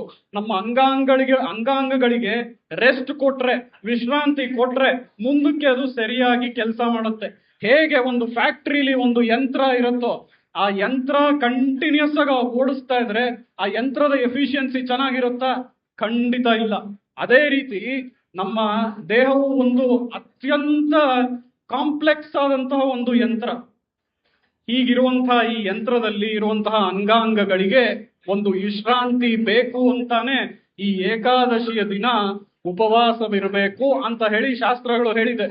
ಅದನ್ನ ನಾವೇನ್ ಅನ್ಕೊಳ್ತೀವಿ, ಅಯ್ಯೋ ಏಕಾದಶಿ ದಿನ ಉಪವಾಸ ಇರ್ಬೇಕು, ನನ್ ಕೈಯಲ್ಲಾಗಲ್ಲಪ್ಪ, ನಾ ತಿಂದೆ ಹೇಗಿರೋದು, ಇಷ್ಟು ದಿನಾನು ತಿಂತಾ ಇದೀನಿ, ಇವತ್ತು ತಿನ್ಬೇಕು ಅಂತ ಹೇಳಿ ನಾವು ಅನ್ಕೊಂಡು ನಾವು ತಿನ್ನೋದಕ್ಕೆ ಆರಂಭಿಸ್ತೇವೆ. ಆದ್ರೆ ಉಪವಾಸ ಯಾವುದಕ್ಕಾಗಿ ಇರೋದು ಅಂತ ಅಂದ್ರೆ, ಈಗ ನಾನು ಹೇಳಿದ ಹಾಗೆ ಅಂಗಾಂಗಗಳಿಗೆ ಒಂದು ವಿಶ್ರಾಂತಿಗನ್ನ ಕೊಡಬೇಕು. ಇದು ಒಂದೇನ ಕಾರಣ? ಅಂಗಾಂಗಗಳಿಗೆ ವಿಶ್ರಾಂತಿ ಕೊಡೋದು ಒಂದೇನ ಕಾರಣ? ಬೇರೆ ಯಾವುದು ಕಾರಣ ಇಲ್ವಾ? ಯಾವುದಕ್ಕಾಗಿ ನಾವು ಈ ಉಪವಾಸನ ಮಾಡಬೇಕು ಅಂತ ಅಂದ್ರೆ, ನಾನೀಗ ಮೊದಲೇ ಹೇಳಿದ ಹಾಗೆ ಈ ನಮ್ಮ ದೇಹ ಅನ್ನುವಂಥದ್ದು ಬಹಳ ಒಂದು ಕಾಂಪ್ಲೆಕ್ಸ್ ಆಗಿರುವಂತಹ ಒಂದು ಯಂತ್ರ. ಈ ಯಂತ್ರದಲ್ಲಿ ಬಹಳಷ್ಟು ವಿಷಯಗಳು ನಮಗೆ ತಿಳಿದೇ ಇರೋ ಹಾಗೆ ನಡೆಯುತ್ತೆ. ಅದರಲ್ಲಿ ಇನ್ನೊಂದು ವಿಷಯ ಏನು ಅಂತ ಅಂದ್ರೆ, ನಮ್ಮ ದೇಹದಲ್ಲಿ ನಾವು ನೋಡೋದಾದ್ರೆ 10 ಇಂದ್ರಿಯಗಳು ಇದೆ. ಆ 10 ಇಂದ್ರಿಯಗಳು ಯಾವುದು? ಇಂದ್ರಿಯ ಅಂದ್ರೆ 5 ತಾನೆ, 10 ಯಾವುದು ಅಂತ ಕೆಲವೊಬ್ಬರಿಗೆ ಪ್ರಶ್ನೆ ಬರ್ಬೋದು. ನಾವು ಆ ಇಂದ್ರಿಯಗಳನ್ನ ಮತ್ತೆ 2 ಭಾಗಗಳಾಗಿ ವಿಭಜನೆ ಮಾಡ್ತೇವೆ. ಅದು ಯಾವ್ದು ಅಂತ ಅಂದ್ರೆ, ಮೊದಲಿಗೆ ನಾವು ನೋಡೋದು ಜ್ಞಾನೇಂದ್ರಿಯ 5, ಅದರ ಜೊತೆಗೆ ಕರ್ಮೇಂದ್ರಿಯ 5. ಈ ರೀತಿಯಾಗಿ ನಮ್ಮ ಶಾಸ್ತ್ರಗಳಲ್ಲಿ ಹೇಳಿದೆ. ಅದರ ಜೊತೆ ಈ ರೀತಿ 5 ಇಂದ್ರಿಯಗಳನ್ನ ನಾವು ಸೇರಿಸಿದ್ರೆ ಟೋಟಲ್ ಮೊತ್ತ ಬಂದು 10 ಬರುತ್ತೆ. ಮೊತ್ತ 10 ಬಂದಾಗ ಅದರ ಜೊತೆಗೆ ಮನಸ್ಸನ್ನು ನಾವು ಸೇರಿಸಿದ್ರೆ 10 + 1 11 ಆಗತ್ತೆ. ಈ ಏಕಾದಶಿಯನ್ನ, ಈ ಪಕ್ಷಗಳ 11ನೇ ದಿನ ಆಚರಿಸುವಂತಹ ಒಂದು ಮಹತ್ವವೇನು ಅಂದರೆ, ನಾನು ಈಗ ತಾನೇ ಹೇಳಿದೆ, 5 ಕರ್ಮೇಂದ್ರಿಯ, 5 ಜ್ಞಾನೇಂದ್ರಿಯ, 11ನೇದು ಮನಸ್ಸು. 11ನೇದು ಮನಸ್ಸಾದ್ರಿಂದ ಮನಸ್ಸನ್ನ ನಾವು ಒಂದು ಕಟ್ಟುಪಾಡಿನಲ್ಲಿ ಇಡೋದಕ್ಕೋಸ್ಕರ ಈ ಏಕಾದಶಿ ಅನ್ನೋದು ವಿಧಿಸಿದೆ. ಆ ರೀತಿಯಲ್ಲಿ 11ನೇದು ಮನಸ್ಸಾದ್ರಿಂದ ಆ ಮನಸ್ಸನ್ನ ಒಂದು ಕಟ್ಟುಪಾಡಿನಲ್ಲಿ ಇಡೋದಕ್ಕೋಸ್ಕರವೇ ಈ ಏಕಾದಶಿ ಎನ್ನುವಂತಹ ಒಂದು ವ್ರತ ನಮಗೆ ವಿಧಿಸಿದೆ. ಈಗ ನಾವು ಶಾಸ್ತ್ರಗಳಲ್ಲಿ ಬಹಳಷ್ಟು ಇಂಥ ವ್ರತಗಳನ್ನು ನೋಡ್ಬೋದು. ಒಂದು ಶ್ರವಣ ವ್ರತ ಅಂತ ಹೇಳ್ತೀವಿ, ಇನ್ನೊಂದು ಶನಿವಾರ ಮಾಡುವಂತಹ ಮತ್ತೊಂದು ವ್ರತ, ಈ ರೀತಿ ಬಹಳಷ್ಟು ವ್ರತಗಳಿವೆ. ಆದ್ರೆ ಈ ವ್ರತಗಳೆಲ್ಲ ಯಾವುದಕ್ಕಾಗಿ ಇವೆ ಅಂತ ಅಂದ್ರೆ, ಈ ವ್ರತವನ್ನ ಮಾಡಿದ್ರೆ ನಿನಗೆ ಈ ಫಲ ಸಿಗತ್ತೆ, ನೀನು ಈ ವ್ರತವನ್ನ ಮಾಡಿದ್ರೆ ನಿನಗೆ ಈ ಫಲ ಸಿಗತ್ತೆ ಅಂತ ಹೇಳಿ ಈ ವ್ರತಗಳನ್ನೆಲ್ಲ ಶಾಸ್ತ್ರದಲ್ಲಿ ತೋರಿಸಿದ್ದಾರೆ. ಹಾಗೆ ಅದಕ್ಕೆ ಒಂದು ಬೇರೆ ಒಂದು ವಿಧಿ ವಿಧಾನವೇ ಇದೆ. ಆ ವ್ರತಗಳಿಗೆ ಅದನ್ನ ಪಾಲಿಸ್ಕೊಂಡು ಮಾಡಿದ್ರೆ ಆ ಫಲ ಸಿಗತ್ತೆ ಅಂತ ತೋರಿಸಿದ್ದಾರೆ. ಅದರ ಪ್ರಕಾರ ಆ ಮಿಕ್ಕ ವ್ರತಗಳೆಲ್ಲ ಏನಿವೆ, ಏಕಾದಶಿ ಬಿಟ್ಟು ಮಿಕ್ಕ ವ್ರತಗಳು, ಅದೆಲ್ಲದರಲ್ಲೂ ನಮಗೆ ಯಾವ್ದಾದ್ರೂ ಒಂದು ಫಲ ಸಿಗತ್ತೆ. ಅದಕ್ಕೋಸ್ಕರವೇ ಆ ಒಂದು ಮಿಕ್ಕ ವ್ರತಗಳು ನಮಗಿರುವಂಥದ್ದು. ಆದ್ರೆ ನಾವು ಈ ಏಕಾದಶಿ ವ್ರತದ ಬಗ್ಗೆ ನೋಡೋದಾದ್ರೆ, ಏಕಾದಶಿ ವ್ರತ ಅನ್ನುವಂಥದ್ದು ಶಾಸ್ತ್ರದಲ್ಲಿ ನೀ ಇದು ಮಾಡಿದ್ರೆ ನಿಂಗೆ ಈ ಫಲ ಸಿಗತ್ತೆ ಅಂತ ಹೇಳಿಲ್ಲ. ಏಕಾದಶಿ ವ್ರತಕ್ಕೆ, ಏಕಾದಶಿ ವ್ರತವನ್ನ ಮಾಡಿದ್ರೆ ನಿಂಗೆ ಈ ಫಲ ಸಿಗತ್ತೆ ಅಂತ ಹೇಳಿಲ್ಲ. ಅಂದ್ರೆ ಏನರ್ಥ? ಏಕಾದಶಿ ವ್ರತವನ್ನ 24ರಿಂದ 26 ಏಕಾದಶಿಗಳನ್ನ ನಾವು ವರ್ಷದಲ್ಲಿ ನೋಡ್ತೀವಲ್ಲ, ಆ ಅಷ್ಟೂ ಏಕಾದಶಿಯ ದಿನ ನಾವು ಏಕಾದಶಿ ವ್ರತವನ್ನ ಇರಬೇಕು, ಅದರಲ್ಲಿ ಉಪವಾಸ ಇರಬೇಕು ಅನ್ನೋದೇ ಅರ್ಥ. ಮಿಕ್ಕ ವ್ರತಗಳನ್ನ ನಾವು ಮಾಡಿದ್ರೆ ಈ ಫಲ ಸಿಗತ್ತೆ, ಮಾಡಲಿಲ್ಲ ಅಂದ್ರೆ ಫಲ ಸಿಗಲ್ಲ. ಅದರಲ್ಲಿ ಯಾವುದೇ ರೀತಿಯಾದ ಒಂದು ಒತ್ತಾಯವಿಲ್ಲ. ಆದ್ರೆ ನಾವು ನೋಡೋದಾದ್ರೆ ಈ ಒಂದು ಏಕಾದಶಿ ವ್ರತಕ್ಕೆ ಈ ಒಂದು ನಿಯಮ ಇದೆ. ಅಂದ್ರೆ 24ರಿಂದ 26 ಏಕಾದಶಿಗಳನ್ನ ನಾವು ವರ್ಷದಲ್ಲಿ ಏನ್ ನೋಡ್ತೀವಿ, ಆ ಅಷ್ಟೂ ಏಕಾದಶಿಗಳನ್ನ ನಾವು ಮಾಡಬೇಕು ಅನ್ನುವಂತಹ ಒಂದು ನಿಯಮ ಇದೆ. ಅದೇ ನಾವು ಶ್ರವಣದ ವ್ರತ ಆಗ್ಲಿ ಅಥವಾ ಒಂದು ಶನಿವಾರದ ವ್ರತ ಆಗ್ಲಿ ಅದೆಲ್ಲ ಮಾಡದೆ ಹೋದ್ರೂ ಏನು ತೊಂದರೆ ಇಲ್ಲ. ಯಾಕೆ ಅಂತ ಅಂದ್ರೆ ಆ ವ್ರತಗಳೆಲ್ಲ ಒಂದು ಫಲದ ನಿಮಿತ್ತವಾಗಿಯೇ ಹೇಳಲ್ಪಟ್ಟಿದೆ. ಆದ್ರಿಂದ ಆ ವ್ರತಗಳೆಲ್ಲ ಮಾಡದೆ ಹೋದ್ರೂ ತೊಂದರೆ ಇಲ್ಲ. ಆ ಫಲ ನಮಗ್ ಬೇಕು ಅಂತ ಅಂದ್ರೆ ಆ ವ್ರತವನ್ನ ಮಾಡ್ಬೋದು. ಆದ್ರೆ ಏಕಾದಶಿ ಹಾಗಲ್ಲ. ಏಕಾದಶಿಯನ್ನ ನಾವು ಖಂಡಿತವಾಗ್ಲೂ ಮಾಡಬೇಕು. ಅದು 24ರಿಂದ 26 ಏಕಾದಶಿಗಳು, ಎಲ್ಲಾ ಏಕಾದಶಿಗಳು. ಕೇವಲ ವೈಕುಂಠ ಏಕಾದಶಿ ದಿನ ನಾನು ಉಪವಾಸ ಇದ್ಬಿಟ್ಟೆ ಅಂತ ಅಂದ್ರೆ ಆಗಲ್ಲ. ಅದನ್ನೇ ಶಾಸ್ತ್ರಗಳು ಹೇಳ್ತಾ ಇರುವಂತದ್ದು. ನಮ್ಮ ಅಂಗಾಂಗಗಳಿಗೆ ವಿಶ್ರಾಂತಿಯನ್ನ ಕೊಡೋದ್ರ ಮೂಲಕ ಅದರ ಜೊತೆಗೆ ಮನಸ್ಸಿನ ಒಂದು ಕಟ್ಟುಪಾಡು, ಮನಸ್ಸನ್ನ ಒಂದು ಕಟ್ಟುಪಾಡಲ್ಲಿ ಇಡೋದಕ್ಕಾಗಿ ಈ ಒಂದು ವ್ರತವನ್ನ ಮಾಡಬೇಕು ಅಂತ ಹೇಳಿ ಶಾಸ್ತ್ರಗಳು ತೋರಿಸ್ತಾ ಇದೆ. ಅದರ ಪ್ರಕಾರ ನಾವು ನೋಡೋದಾದ್ರೆ ಈ ದೇಹದಲ್ಲಿರುವಂತಹ ಅಂಗಾಂಗಗಳಿಗೆ ಒಂದು ವಿಶ್ರಾಂತಿಯನ್ನ ಕೊಟ್ಟರೆ ಅವಾಗ ಮನಸ್ಸು ಒಂದು ಕಟ್ಟುಪಾಡಿಗೆ ಬರುತ್ತೆ ಅಂತ ಹೇಳಿ ನಮ್ಮ ಶಾಸ್ತ್ರಗಳು ತೋರಿಸೋದ್ರಿಂದ ಅದರ ಪ್ರಕಾರ ಈ 11ನೇ ದಿನ 11ನೆಯ ತತ್ವವಾದಂತಹ ಈ ಮನಸ್ಸು ಅದನ್ನ ಕಟ್ಟುಪಾಡಿಗೆ ತಂದುಕೊಳ್ಳೋದಕ್ಕೋಸ್ಕರವೇ ಈ ಏಕಾದಶಿ ವ್ರತವನ್ನ ನಮ್ಮ ಶಾಸ್ತ್ರಗಳು ನಮಗೆ ವಿಧಿಸಿದೆ. ಈ ಏಕಾದಶಿ ವ್ರತದಲ್ಲಿ ನಾವು ಏನ್ ಮಾಡಬೇಕು ಅಂತ ಅಂದ್ರೆ ನಾನೀಗಾಗ್ಲೇ ಹೇಳಿದ ಹಾಗೆ ಈ ಏಕಾದಶಿ ವ್ರತದಲ್ಲಿ ನಾವು ಉಪವಾಸ ಇರಬೇಕು. ಹೌದು, ಅಯ್ಯೋ ನನ್ನ ಕೈಯಲ್ಲಿ ಆಗಲ್ವಲ್ಲಪ್ಪ ಉಪವಾಸ ಇರಕ್ಕೆ ಅಂತ ಹೇಳಿ ನಮಗೆ ಅನ್ನಿಸ್ಬೋದು.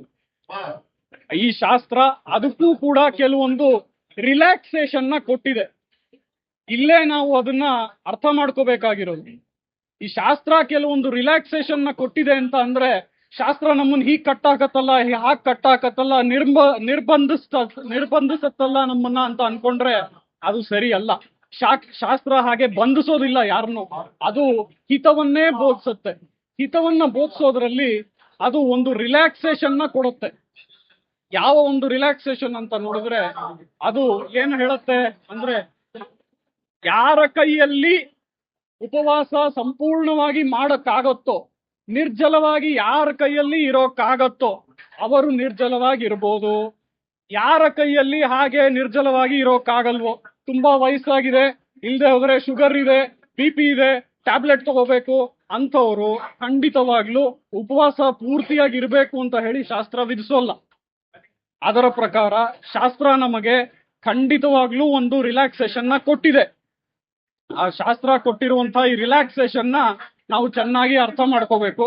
ಅದರ ಪ್ರಕಾರ ನಾವು ಯಾರಿಗೆ ಏನೂ ತಿಂದೆ ಇರಕ್ಕಾಗಲ್ವೋ, ಯಾರು ಏನಾದ್ರೂ ಸ್ವಲ್ಪ ಆದ್ರೂ ತಗೋಬೇಕು ಅಂತ ಅನ್ಸತ್ತೋ ಏಕಾದಶಿಯ ದಿನ, ಅವರು ಅಂತ ಕೆಲವೊಂದು ತಿಂಡಿ ಪದಾರ್ಥಗಳನ್ನ ತಗೋಬಹುದು. ಅದು ಎಂಥದ್ದು ಅಂತ ಅಂದ್ರೆ ಹಾಲು ಹಣ್ಣು ಅಂತದನ್ನ ತಗೋಬಹುದು.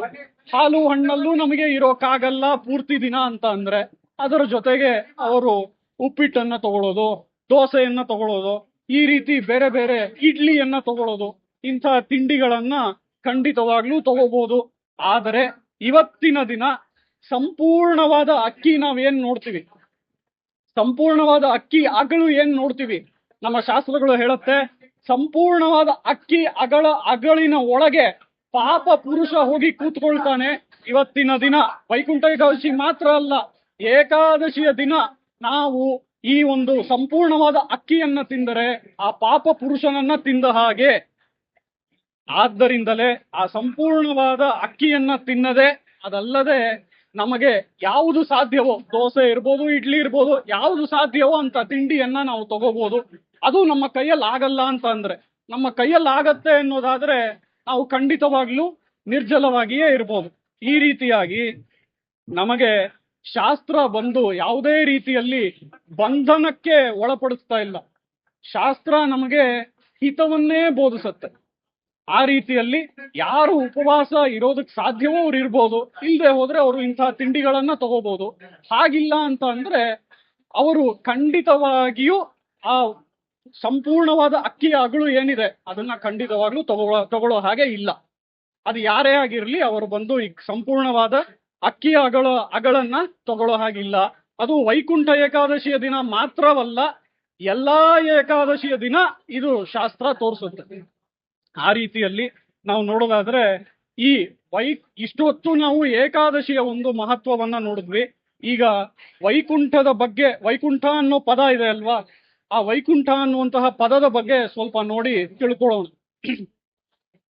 ಈ ವೈಕುಂಠ ಅನ್ನುವಂತಹ ಪದ ನಮಗೆ ಎಲ್ಲಿ ಸಿಗತ್ತೆ ಅಂತ ನೋಡಿದ್ರೆ, ತಮ್ಮೆಲ್ಲರಿಗೂ ಸಾಮಾನ್ಯವಾಗಿ ಪ್ರಸಿದ್ಧವಾಗಿ ತಿಳಿದಿರುವಂತಹ ಒಂದು ಸ್ತೋತ್ರ ಶ್ರೀ ವಿಷ್ಣು ಸಹಸ್ರನಾಮ ಸ್ತೋತ್ರ. ವಿಷ್ಣು ಸಹಸ್ರನಾಮ ಎಲ್ರಿಗೂ ತಿಳಿದಿದೆ ಪ್ರಸಿದ್ಧವಾಗಿ. ಆ ರೀತಿಯಲ್ಲಿ ಆ ವಿಷ್ಣು ಸಹಸ್ರನಾಮದಲ್ಲಿ ನಾವು ಹಲವಾರು ನಾಮಗಳನ್ನ ನೋಡ್ತೀವಿ. ಅದರಲ್ಲಿ ಒಂದು ಅವನ ತಿರುನಾಮ ಏನು ಅಂತ ಅಂದ್ರೆ ವೈಕುಂಠ ಪುರುಷ ಪ್ರಾಣ ಅಂತ ಹೇಳಿ ಅವನ ಒಂದು ತಿರುನಾಮವನ್ನ ನೋಡ್ತೀವಿ. ಅದರಲ್ಲಿ ಈ ವೈಕುಂಠ ಅನ್ನುವಂತಹ ತಿರುನಾಮ ಏನನ್ನ ತೋರಿಸುತ್ತೆ ಅಂತ ನೋಡಿದ್ರೆ, ಈ ವೈಕುಂಠ ಅನ್ನುವಂತಹ ತಿರುನಾಮ ಅವನದೇ ತಿರುನಾಮ, ಆ ಶ್ರೀನಿವಾಸನದೇ ತಿರುನಾಮ. ಈ ತಿರುನಾಮ ಏನನ್ನ ತೋರಿಸುತ್ತೆ ಅಂದ್ರೆ, ಈ ವೈಕುಂಠ ಅನ್ನುವಂತಹ ತಿರುನಾಮ ಒಂದು ಭಕ್ತ ಹಾಗೂ ಭಗವಂತನ ಸಂಗಮವನ್ನ ತೋರಿಸುತ್ತೆ. ಆ ಭಕ್ತ ಹಾಗೂ ಭಗವಂತನ ಸಂಗಮವಾದಾಗ ಅವನಿಗೆ ಹೇಗೆ ಲಾಭವಾಗತ್ತೆ, ಭಕ್ತನಿಗೆ ಹೇಗೆ ಲಾಭವಾಗತ್ತೆ ಅನ್ನೋದನ್ನ ತೋರಿಸುತ್ತೆ. ಆ ರೀತಿಯಲ್ಲಿ ಇವತ್ತು ನಾವು ಈ ವೈಕುಂಠ ಏಕಾದಶಿಯನ್ನ ಏನು ಕೊಂಡಾಡ್ತಾ ಇದೀವಿ, ಇಲ್ಲೂ ಕೂಡ ಭಕ್ತ ಹಾಗೂ ಭಗವಂತನ ಒಂದು ಸಂಗಮದ ವಿಷಯವನ್ನ ನಾವು ನೋಡ್ಬೋದು. ಅದನ್ನ ಆಮೇಲೆ ಹೇಳ್ತೀನಿ ಮುಂದಕ್ಕೆ. ಮುಖ್ಯವಾಗಿ ಈ ವೈಕುಂಠ ಅನ್ನುವಂತಹ ಈ ಒಂದು ತಿರುನಾಮ ಏನಿದೆ, ಇದು ಭಕ್ತ ಹಾಗೂ ಭಗವಂತನ ಒಂದು ಸಂಗಮವನ್ನ ತೋರಿಸುತ್ತೆ. ಆ ರೀತಿಯಲ್ಲಿ ಭಕ್ತ ಹಾಗೂ ಭಗವಂತನ ಸಂಗಮ ಏರ್ಪಡಬೇಕು ಅಂತ ಅಂದ್ರೆ ಅಲ್ಲಿ ಈ ಭಕ್ತನಿಗೆ ಕೆಲವೊಂದು ಅಡೆತಡೆಗಳು ಇರುತ್ತವೆ. ಅವನನ್ನ ಹೋಗಿ ಹೊಂದೋದಕ್ಕೆ ಆ ಭಕ್ತನಿಗೆ ಇರುವಂತಹ ಕೆಲವೊಂದು ಅಡೆತಡೆಗಳನ್ನೆಲ್ಲ, ವಿಘ್ನಗಳನ್ನ ಅವನು ತೆಗೆದುಹಾಕ್ಬಿಡ್ತಾನೆ.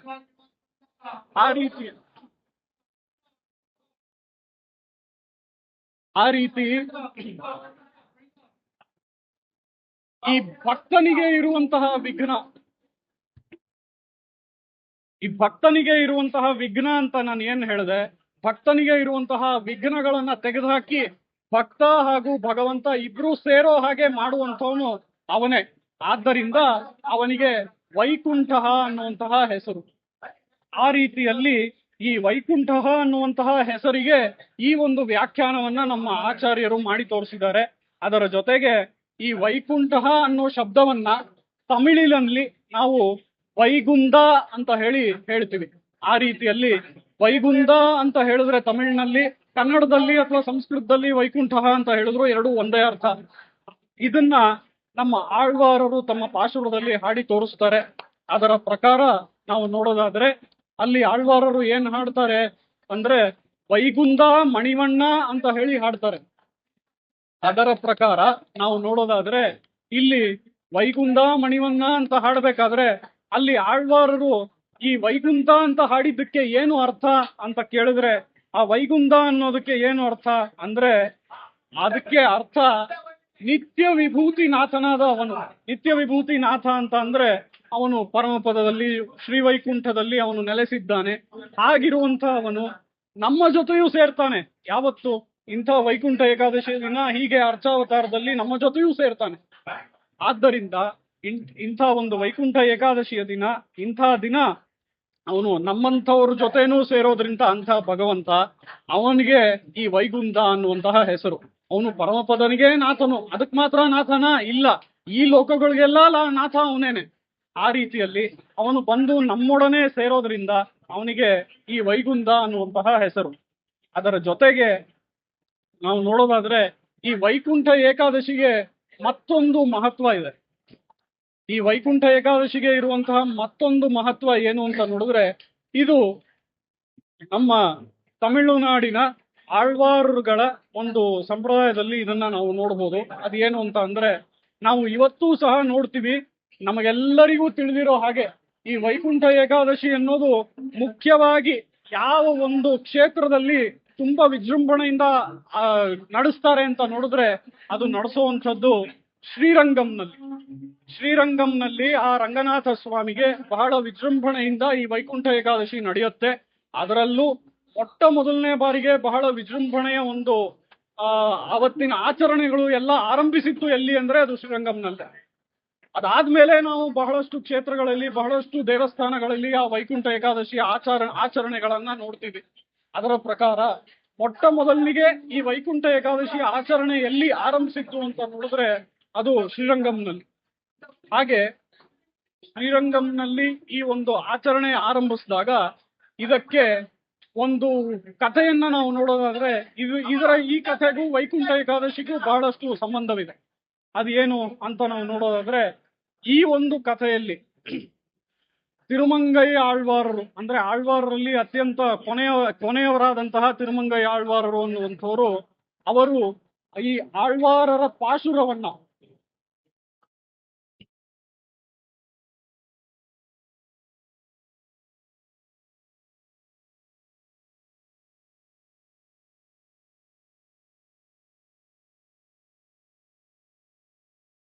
ತಿರುಮಂಗೈ ಆಳ್ವಾರರು ಅನ್ನುವಂಥವ್ರು ಆಳ್ವಾರರ ಪಾಶುರವನ್ನ ರಂಗನಾಥ ಸ್ವಾಮಿಯ ಬಳಿ ಹೋಗಿ, ಈ ಆಳ್ವಾರರ ಪಾಶುರಗಳು ಎಲ್ಲಾ ಜನರಿಗೂ ಹೋಗಿ ಸೇರ್ಬೇಕು, ಅದರ ಜೊತೆಗೆ ಈ ಆಳ್ವಾರರ ಪಾಶುರಗಳಿಗೆ ವೇದಗಳಿಗೆ ಇರುವಂತಹ ಮಹತ್ವ ಬರಬೇಕು ಅಂತ ಹೇಳಿ 2 ವರಗಳನ್ನ ರಂಗನಾಥನ ಬಳಿ ಹೋಗಿ ಕೇಳ್ಕೊಳ್ತಾರೆ.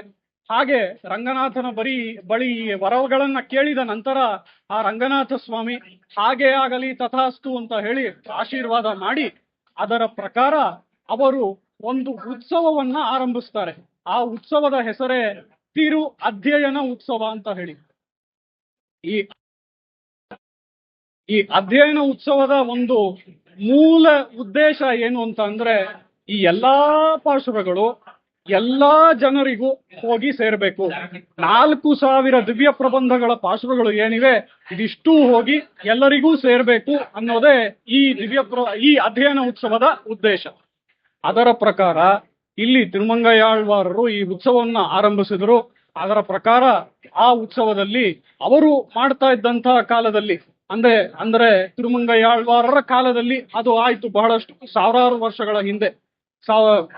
ಆ ಕಾಲದಲ್ಲಿ ನಾವು ನೋಡೋದಾದ್ರೆ, ಅವರು ಶ್ರೀರಂಗಂನಿಂದ ಆಳ್ವಾರ್ ತಿರುನಗರಿಗೆ ಹೋಗಿ ಅಲ್ಲಿ ಆಳ್ವಾರ್ ತಿರುನಗರಿಯಲ್ಲಿ ಇರುವಂತಹ ಆ ಆಳ್ವಾರರ ಒಂದು ವಿಗ್ರಹ, ಇಲ್ಲೂ ನಾವು ಹಿಂದೆ ಸನ್ನಿಧಿಯಲ್ಲಿ ಆಳ್ವಾರರ ವಿಗ್ರಹ ಇರೋದನ್ನ ನೋಡ್ಬೋದು.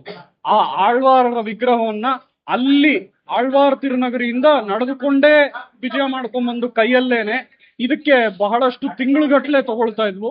ಅವರು ಆಳ್ವಾರರ ಈ ಒಂದು ಅಧ್ಯಯನ ಉತ್ಸವವನ್ನ ಮಾಡಿದ್ರು. ಅದರ ಪ್ರಕಾರ ಈ ಅಧ್ಯಯನ ಉತ್ಸವದಲ್ಲಿ ಈ ಅಷ್ಟೂ ಪಾಶುರಗಳು ಎಲ್ರಿಗೂ ಹೋಗಿ ಸೇರ್ಬೇಕು ಅನ್ನೋದು ಒಂದು ಉದ್ದೇಶವಾದ್ರೆ, ಮತ್ತೊಂದು ಉದ್ದೇಶ ಈ ಆಳ್ವಾರರ ಈ ಪಾಶುರಗಳಿಗೆ ವೇದಕ್ಕೆ ಇರುವಂತಹ ಬೆಲೆಯೇ ಸಿಗಬೇಕು ಅಂತ ಹೇಳಿ ಆ ಉದ್ದೇಶದಿಂದನೂ ಈ ಒಂದು ಉತ್ಸವವನ್ನ ಆಳ್ವಾರರು ಆರಂಭಿಸಿದ್ರು.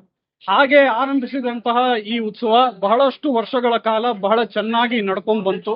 ಈ ಉತ್ಸವದಲ್ಲಿ ಮತ್ತೊಂದು ವಿಶೇಷವಾದ ಅಂಶ ಏನು ಅಂತ ಅಂದ್ರೆ, ಈ ಉತ್ಸವವನ್ನ ನಾವು ಮೃಗಶಿರ ಅಂದ್ರೆ ಈ ಮಾರ್ಗಳಿ ಮಾಸದಲ್ಲಿ, ಈ ಮೃಗಶಿರ ಮಾಸದಲ್ಲಿ ಅದರ ಮೊದಲನೇ ದಿನದಿಂದ ಆರಂಭಿಸಿ ಅದರ ಒಂದು 10ನೇ ದಿನ ದಶಮಿವರೆಗೂ, ಅಂದ್ರೆ ಅದರ ಮೃಗಶಿರ ಮಾಸದಲ್ಲಿ ಇಲ್ಲದೆ ಹೋದ್ರು ಅದರ ಪ್ರಥಮೇ ದಿನದಂದು ಆರಂಭಿಸಿ ಪ್ರಥಮೆಯಿಂದ ದಶಮಿವರೆಗೂ ಒಂದು ಸೆಟ್ ಆಫ್ ಪಾಶುರಗಳು, ಅಂದ್ರೆ ಮೊದಲ ಆಳ್ವಾರುಗಳ ಪಾಶುರಗಳನ್ನ ಪಗಲ್ಪತ್ತು ಅಂತ ಹೇಳಿ ಕರಿತೀವಿ. ಆ ಪಾಶುರಗಳ ಅಧ್ಯಯನವಾಗತ್ತೆ.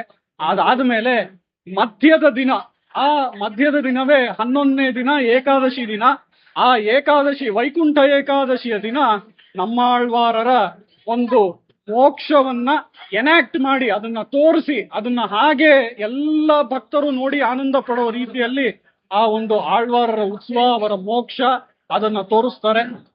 ಅದರೊಂದಿಗೆ ಮತ್ತೆ ಇನ್ನೂ ಒಂದು 10 ದಿನ, ಅಂದ್ರೆ ಇನ್ನೂ ಒಂದು 10 ದಿನ, 11 ದಿನ ಆಗೋಯ್ತು. ಅದರಿಂದ ಇನ್ನೂ 10 ದಿನ ಸೇರಿಸಿದ್ರೆ 21 ದಿನ, ಇನ್ನೂ 10 ದಿನ ಇನ್ನೂ ಉಳಿದಿರುವಂತಹ ಪಾಶುರಗಳು, ಮಿಕ್ಕ ಪಾಶುರಗಳು, ಅದರ ಅಧ್ಯಯನವಾಗತ್ತೆ.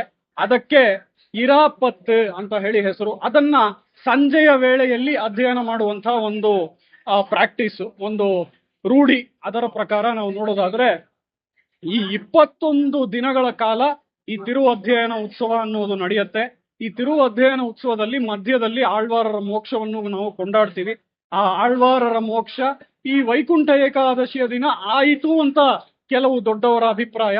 ಅದರ ಪ್ರಕಾರ ಇಲ್ಲಿ ನಾವು ಈ ಆಳ್ವಾರರ ಮೋಕ್ಷಕ್ಕೂ ವೈಕುಂಠ ಏಕಾದಶಿಗೂ ಅಷ್ಟೊಂದು ಸಂಬಂಧವಿದೆ.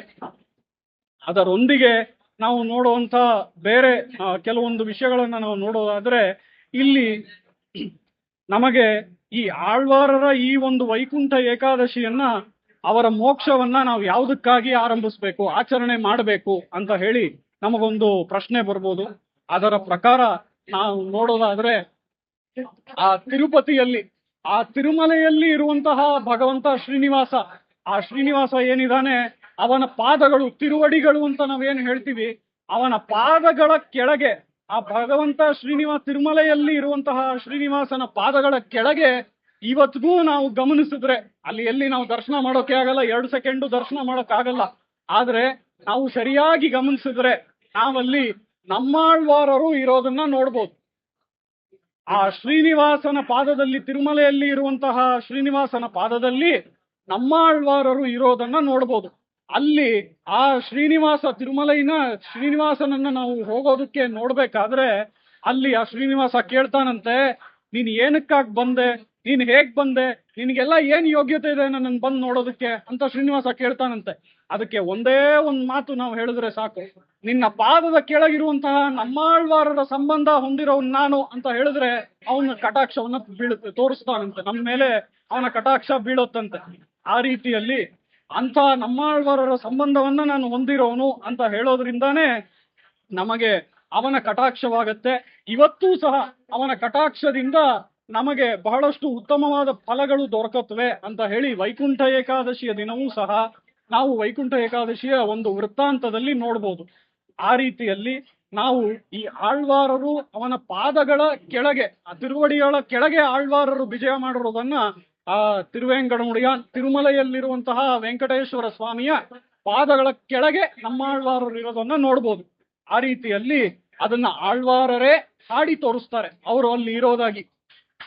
ಪುಗಲೊಂದಿಲ್ಲ ಅಡಿಯೇನ್ ಅಡಿಕ್ಕೀಳ್ ಅಮರ್ಂದು ಪುಗುಂದೇನೆ ಅಂತ ಹೇಳಿ ಇಲ್ಲಿ ಆಳ್ವಾರರು ಹಾಡಿ ತೋರಿಸ್ತಾರೆ. ಅಡಿಕ್ಕೀಳ್ ಅಂತ ಅಂದ್ರೆ ನಿನ್ನ ಅಡಿಗಳ ಕೆಳಗೆ ನಾನು ಕುಳಿತಿದ್ದೇನೆ ಅಂತ ಹೇಳಿ ಆಳ್ವಾರರು ತೋರಿಸ್ತಾರೆ. ಅದರ ಪ್ರಕಾರ ನಾವು ನೋಡೋದಾದ್ರೆ ಇವತ್ತು ಈ ಒಂದು ವೈಕುಂಠ ಏಕಾದಶಿ, ಈ ವೈಕುಂಠ ಏಕಾದಶಿಗೆ ಬಹಳ ವಿಶೇಷವಾಗಿ ನಾವು ಮಾಡಬೇಕಾಗಿರುವಂತಹ ಕೆಲಸಗಳು ಏನು, ವೈಕುಂಠ ಏಕಾದಶಿ ಅಂತ ಅಲ್ಲ, ಎಲ್ಲಾ ಏಕಾದಶಿಗೂ ಇದನ್ನ ಮಾಡಬೇಕು ಅಂತ ಹೇಳಿ ಶಾಸ್ತ್ರಗಳಲ್ಲಿ ಇದೆ. ಈಗಾಗ್ಲೇ ನಾವು ಉಪವಾಸದ ಬಗ್ಗೆ ಎಲ್ಲ ನೋಡಾಗಿದೆ. ಆದ್ರೆ ಅದಲ್ಲದೆ ಬೇರೆ ಏನ್ ಕೆಲಸ ಮಾಡಬೇಕು ಅಂತ ಅಂದ್ರೆ, ಇವತ್ತು ನಮಗೆ ಸಮಯ ಇಲ್ಲ, ಕೆಲ್ಸಕ್ಕೆ ಹೋಗ್ಬೇಕು, ಇವತ್ತು ವೀಕ್ ಡೇ ಆದ್ರೂ ಇಷ್ಟು ಜನ ಭಕ್ತರು ಇಲ್ಲಿ ಬಂದಿರುವಂತದ್ದು ಅತ್ಯಂತ ಸಂತೋಷದ ವಿಷಯ. ಯಾಕೆ ಅಂತ ಅಂದ್ರೆ ವೀಕ್ ಡೇ ಅಂದ್ರೆ ದುರ್ಬಲವಾದ ದಿನದಲ್ಲೂ ಇಷ್ಟು ಜನ ಬಂದಿರುವಂತದ್ದು ಅತ್ಯಂತ ಸಂತೋಷವಾದ ಒಂದು ಸಂಗತಿ. ಆ ರೀತಿಯಲ್ಲಿ ಇಂಥ ಒಂದು ಏಕಾದಶಿಯ ದಿನ ಇಷ್ಟು ಭಕ್ತಾದಿಗಳು ಇಲ್ಲಿ ಬಂದು ಅವನ ದರ್ಶನವನ್ನ ಪಡೆದು ಹೋಗ್ತಾ ಇರುವಂತದ್ದು ಅತ್ಯಂತ ಒಂದು ವಿಶೇಷವಾದ ಸಂಗತಿಯೇ. ಯಾಕೆ ಅಂತ ಅಂದ್ರೆ ಈ ಏಕಾದಶಿಯ ಬಗ್ಗೆ ಕೆಲವೊಂದು ವಿಷಯಗಳು ನಾವು ಶಾಸ್ತ್ರದಲ್ಲಿ ನೋಡ್ಬೋದು. ಅದೇನು ಅಂತ ಅಂದ್ರೆ, ಈ ಒಂದು ಏಕಾದಶಿಯ ದಿನ ಆರಂಭಿಸಿ, ಅಂದ್ರೆ ಏಕಾದಶಿಯ ದಿನ ಸೂರ್ಯೋದಯದಿಂದ ಆರಂಭಿಸಿ ಮಾರನೇ ದಿನ ದ್ವಾದಶಿ, ಮಾರನೇ ದಿನ ಯಾವಾಗ್ಲೂ ದ್ವಾದಶಿ ಆಗಿರುತ್ತೆ. ಆ ದ್ವಾದಶಿಯ ದಿನ ಒಂದು ಸರಿಯಾದ ಸಮಯಕ್ಕೆ, ಅಂದ್ರೆ ಅದು ಬಹಳಷ್ಟು ಬೇರೆ ಬೇರೆ ದೊಡ್ಡವರು ಬೇರೆ ಬೇರೆ ಅಭಿಪ್ರಾಯಗಳನ್ನು ತಿಳಿಸ್ತಾರೆ. ನಮ್ಮ ದೊಡ್ಡವರು, ನನ್ನ ಆಚಾರ್ಯರು ನನಗೆ ತಿಳಿಸ್ಕೊಟ್ಟಿರುವಂತಹ ಪ್ರಕಾರ ಸೂರ್ಯೋದಯದಿಂದ 7 ನಾಳಿಗೆಗಳು, ನಾಳಿಗೆ ಅಂತ ಹೇಳ್ತೀವಿ, ನಾಳಿಗೆ ಅಂದ್ರೆ 18 ಅಥವಾ 19 ನಿಮಿಷ, ಒಂದು ನಾಳಿಗೆ ಈಸ್ ಈಕ್ವಲ್ ಟು 18-19 ನಿಮಿಷ. ಆ ರೀತಿ 7 ನಾಳಿಗೆಗಳು, 19 into 7, ಆ 7 ನಾಳಿಗೆಗಳು ಸಮಯ ನಮಗೆ ಈ ಪಾರಣೆ ಮಾಡುವಂತಹ ಒಂದು ಸಮಯ ಇರುತ್ತೆ. ಪಾರಣೆ ಅಂತ ಅಂದ್ರೆ ನಾವು ಸಂಪೂರ್ಣವಾದ ಅಕ್ಕಿಯನ್ನ ತಗೊಳ್ಳುವಂತಹ ಒಂದು ಸಮಯ. ಆ ರೀತಿಯಲ್ಲಿ ಏಕಾದಶಿ ವ್ರತ ಅನ್ನುವಂಥದ್ದು ಏಕಾದಶಿಯ ದಿನ ಸೂರ್ಯೋದಯದಿಂದ ಆರಂಭಿಸಿ ದ್ವಾದಶಿಯ ದಿನ ಪಾರಣೆಯ ಸಮಯದವರೆಗೂ ಇರುತ್ತೆ. ಏಕಾದಶಿ ವ್ರತ ಅನ್ನೋದು ರಾತ್ರಿ ಏಕಾದಶಿ ದಿನ ಮಲಗಿದ್ರೆ ಆಗೋಯ್ತು ಅಲ್ಲ, ರಾತ್ರಿ ಏಕಾದಶಿ ದಿನ ಮಲಗಿದ್ರೆ ಏಕಾದಶಿ ವ್ರತ ಮುಗಿಲಿಲ್ಲ.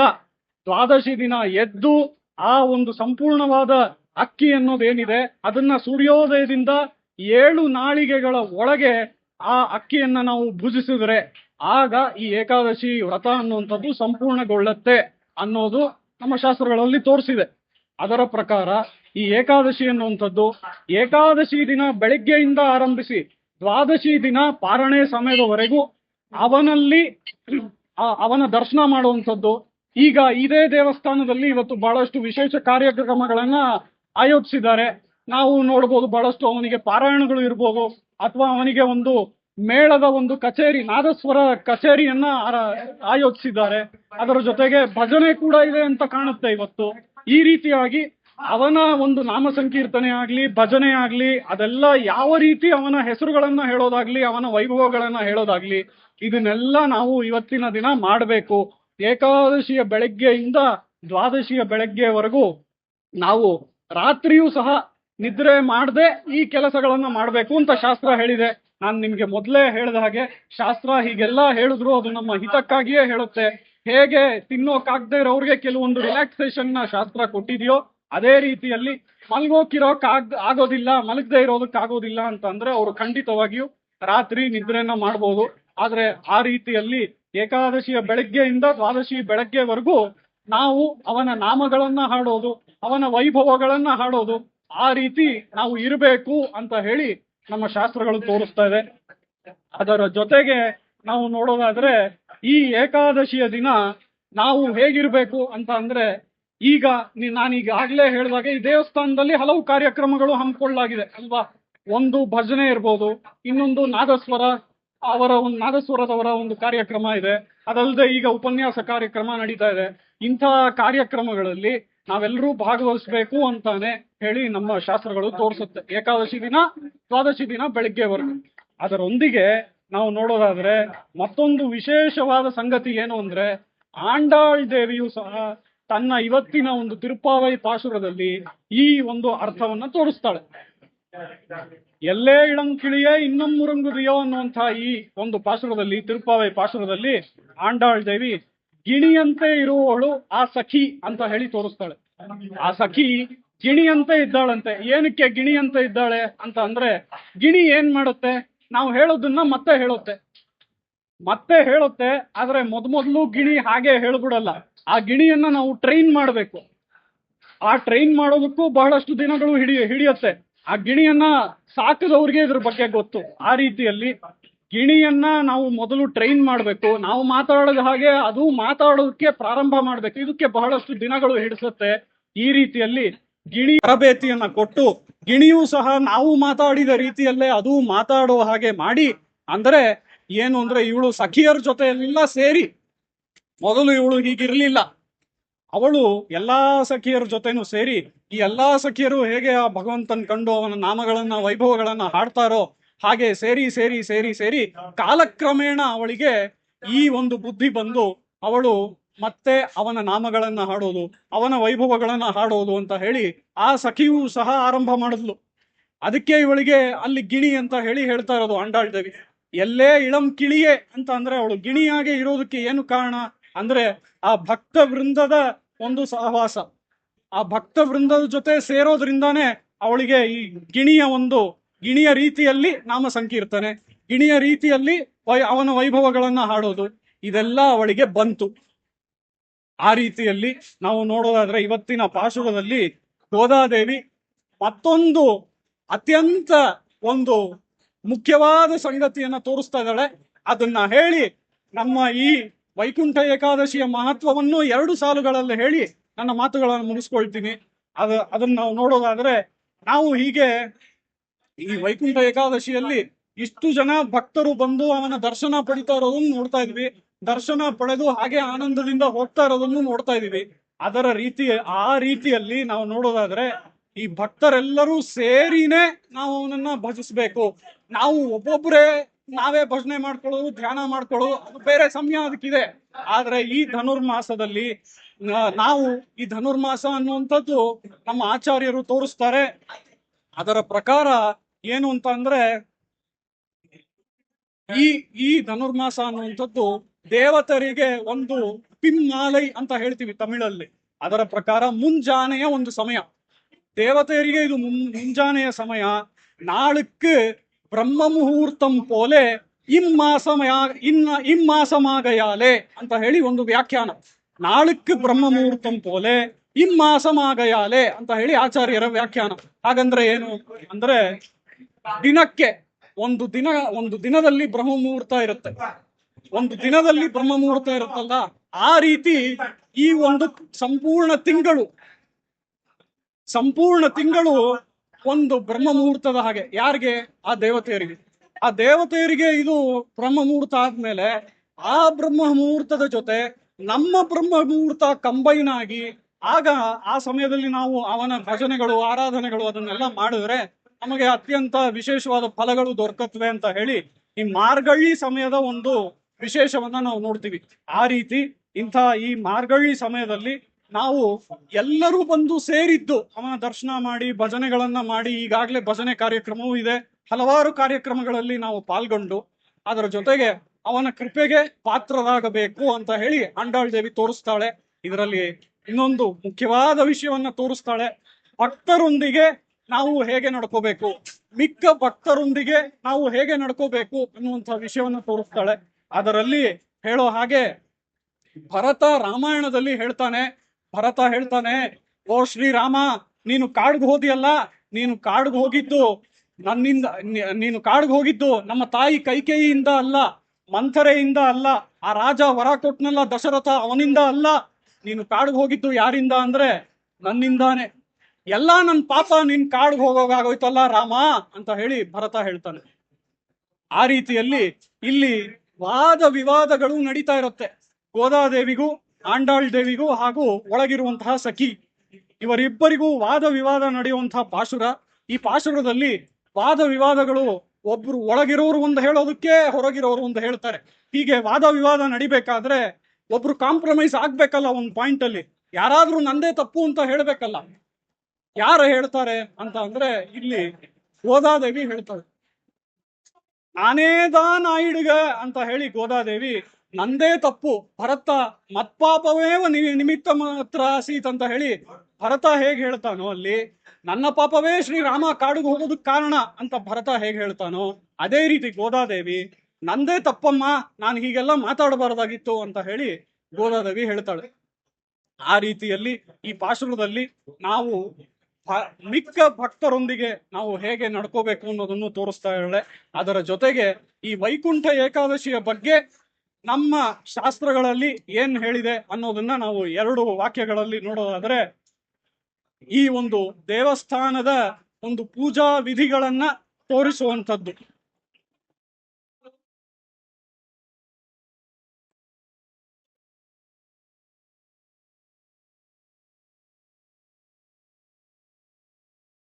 ಈ ದೇವಸ್ಥಾನದ ಒಂದು ಪೂಜಾ ವಿಧಿಗಳನ್ನ ತೋರಿಸುವಂಥದ್ದು ಅದೇನು ಅಂತ ಅಂದ್ರೆ ಅದಕ್ಕೆ ಆಗಮ ಶಾಸ್ತ್ರ ಅಂತ ಹೇಳಿ ಹೆಸರು. ಆ ರೀತಿಯಾಗಿ ಮುಖ್ಯವಾಗಿ 2 ಆಗಮ ಶಾಸ್ತ್ರಗಳಿವೆ. ಒಂದು ಪಾಂಚರಾತ್ರ, ಇನ್ನೊಂದು ವೈಖಾನಸ. ವೈಖಾನಸ ಹಾಗೂ ಪಾಂಚರಾತ್ರ 2 ಆಗಮ ಶಾಸ್ತ್ರಗಳಲ್ಲಿ ಕೆಲವೊಂದು ವಿಷಯಗಳು ಈ ಒಂದು ವೈಕುಂಠ ಏಕಾದಶಿಯ ಬಗ್ಗೆ ತೋರಿಸಲಾಗಿದೆ. ಅದೇನು ಅಂತ ಅಂದ್ರೆ, ಈ ವೈಕುಂಠ ಏಕಾದಶಿಯ ದಿನ ದೇವಸ್ಥಾನದ ಉತ್ತರಕ್ಕೆ, ಉತ್ತರ ಇಲ್ಲದೆ ಹೋದ್ರೂ ಪರವಾಗಿಲ್ಲ, ಉತ್ತರ ದಿಕ್ಕು ಇಲ್ಲದೆ ಹೋದ್ರೂ ಪರವಾಗಿಲ್ಲ, ನಮ್ಮ ದೇವಸ್ಥಾನದಲ್ಲಿ ಪೂರ್ವಕ್ಕೆ ಮಾಡಿದ್ದಾರೆ, ತೊಂದರೆನೇ ಇಲ್ಲ. ಆದ್ರೆ ಅಲ್ಲಿ ಹೇಳಿರೋದು ಏನು ಅಂತ ನಾನು ನಿಮ್ಗೆ ಹೇಳ್ತಾ ಇದ್ದೀನಿ. ದೇವಸ್ಥಾನದ ಉತ್ತರಕ್ಕೆ, ಉತ್ತರ ದಿಕ್ಕಿಗೆ ಒಂದು ಒಂದು ಬಾಗಲನ್ನ ಮಾಡ್ಬೇಕು, ಒಂದು ದ್ವಾರವನ್ನ ಮಾಡ್ಬೇಕು. ಆ ದ್ವಾರಕ್ಕೆ ಏನು ಹೆಸರು ಅಂತ ಅಂದ್ರೆ, ಆ ದ್ವಾರಕ್ಕೆ ವೈಕುಂಠ ಬಾಗಿಲು ಅನ್ನುವಂತಹ ಹೆಸರು, ವೈಕುಂಠ ದ್ವಾರ ಅನ್ನುವಂತಹ ಹೆಸರು ಆ ಬಾಗಿಲಿಗೆ. ಆ ಬಾಗಿಲು ಉತ್ತರ ದಿಕ್ಕಿಗೆ ಇರಬೇಕು ಅಂತ ಹೇಳಿ ಆ ಆಗಮಗಳಲ್ಲಿ ತೋರಿಸ್ತಾ ಇದೆ. ಹಾಗೆ ಆ ಉತ್ತರ ದಿಕ್ಕಿನಲ್ಲಿ ಇರುವಂತಹ ಆ ಬಾಗಿಲಲ್ಲಿ ನಮ್ಮ ಈ ಶ್ರೀನಿವಾಸ ಭಗವಂತ ಒಂದು ಉತ್ಸವವನ್ನ, ಮೆರವಣಿಗೆಯಲ್ಲಿ ಅವನು ಸಾಕಬೇಕಂತೆ. ಆ ಉತ್ತರ ಬಾಗಿಲ ಒಂದು ಉತ್ತರ ಬಾಗಿಲಿನಲ್ಲಿ, ಆ ದಿಕ್ಕಿನಲ್ಲಿ, ಉತ್ತರ ದಿಕ್ಕಿನಲ್ಲಿ ಅವನು ಮೆರವಣಿಗೆಯಲ್ಲಿ ಭಕ್ತರೆಲ್ಲ ಹೊತ್ತುಕೊಂಡು ಅವನು ಮೆರವಣಿಗೆಯಲ್ಲಿ ಸಾಗಬೇಕಂತೆ. ಹಾಗೆ ಅವನು ಮೆರವಣಿಗೆಯಲ್ಲಿ ಸಾಗದ ಅಂತ ಅಂದ್ರೆ, ಆ ಮೆರವಣಿಗೆಯಲ್ಲಿ ಎಲ್ಲಾ ಭಕ್ತಾದಿಗಳು ಅವನ ಜೊತೆ ಹೋಗಿ ಅವನ ಕಟಾಕ್ಷವನ್ನ, ಕಣ್ಣುಗಳ ನೋಟವನ್ನ, ಕಟಾಕ್ಷವನ್ನ ನಾವೆಲ್ಲ ಹೊಂದಿ ನಮಗೆ ಮೋಕ್ಷ ಪ್ರಾಪ್ತಿಯಾಗುತ್ತೆ ಅಂತ ಹೇಳಿ ನಮ್ಮ ಆಗಮ ಶಾಸ್ತ್ರಗಳು ಇದರ ಬಗ್ಗೆ ತೋರಿಸ್ತಾ ಇದೆ. ಅದರ ಪ್ರಕಾರ ಈ ವೈಕುಂಠ ಏಕಾದಶಿಯ ದಿನ ಅವನ ಒಂದು ದ್ವಾರ, ಈ ವೈಕುಂಠ ದ್ವಾರ ಅನ್ನುವಂಥದ್ದು ಉತ್ತರದಲ್ಲಿ ಇರಬೇಕು ಅಂತ ಆಗಮಗಳಲ್ಲಿದೆ. ಆದ್ರೆ ನಮ್ಮ ದೇವಸ್ಥಾನಗಳು ಹೇಗಿದೆಯೋ ಅದಕ್ಕೆ ಅನುಕೂಲವಾಗಿ ನಾವು ಅದನ್ನ ಪೂರ್ವದಲ್ಲೂ ಇಡಬಹುದು. ಆ ರೀತಿಯಲ್ಲಿ ಪೂರ್ವದಲ್ಲಿ ಆ ವೈಕುಂಠ ಬಾಗಿಲನ್ನ ಮಾಡಿ ಅವನ ಕಟಾಕ್ಷವನ್ನ ಹೊಂದಿ ಅದರೊಂದಿಗೆ ನಮಗೆ ಮೋಕ್ಷ ಪ್ರಾಪ್ತಿ ಅನ್ನುವಂಥದ್ದು ಸಿಗತ್ತೆ ಅಂತ ಹೇಳಿ ಈ ಆಗಮಗಳಲ್ಲಿ ತೋರಿಸಲಾಗಿದೆ. ಇದರ ಪ್ರಕಾರ ನಾವಿವತ್ತು ವೈಕುಂಠ ಏಕಾದಶಿಯ ಒಂದು ಮಹತ್ವವನ್ನು, ಅದರ ಜೊತೆಗೆ ತಿರುಪ್ಪಾವೈ ಆಂಡಾಳ್ ಪಾಶುರವನ್ನು ನಾವು ಇವತ್ತು ಎಷ್ಟು ಸಾಧ್ಯವೋ ಅಷ್ಟು ಸಮಯದಲ್ಲಿ ಸಂಕ್ಷಿಪ್ತವಾಗಿ ನೋಡಿದೀವಿ. ಅದಕ್ಕಾಗಿ ಇಲ್ಲಿ ಕುಳಿತು ಕೇಳ್ತಾ ಇರುವಂತಹ ಎಲ್ಲಾ ಭಕ್ತ ವೃಂದರಿಗೂ, ನನ್ನ ಮಾತುಗಳನ್ನ ಸಹನೆಯಿಂದ ಕೇಳದಂತ ಎಲ್ಲರಿಗೂ ಧನ್ಯವಾದಗಳು. ಕವಿತಾರ್ಕಿಕ ಸಿಂಹಾಯ ಕಲ್ಯಾಣ ಗುಣಶಾಲಿನೇ ಶ್ರೀಮತೆ ವೆಂಕಟೇಶಾಯ ವೇದಾಂತ ಗುರವೇ ನಮಃ. ವಾದಿದ್ವಿಪಶಿರೋ ಭಂಗ ಪಂಚಾನ ಪರಾಕ್ರಮಃ ಶ್ರೀಮಾನ್ ವೆಂಕಟನಾಥಾರ್ಯ ಚಿರಂ ವಿಜಯತಾಂ ಭುವಿ. ಶ್ರೀಮತೆ ವಾತ್ಸ್ಯ ಶ್ರೀ ಕೃಷ್ಣಮಾರಿ ಮಹಾದೇಶಿಕಾಯ ನಮಃ. ಶ್ರೀಮತೆ ಅನಂತ ಪದ್ಮನಾಭಾರ್ಯ ಮಹಾದೇಶಿಕಾಯ ನಮಃ.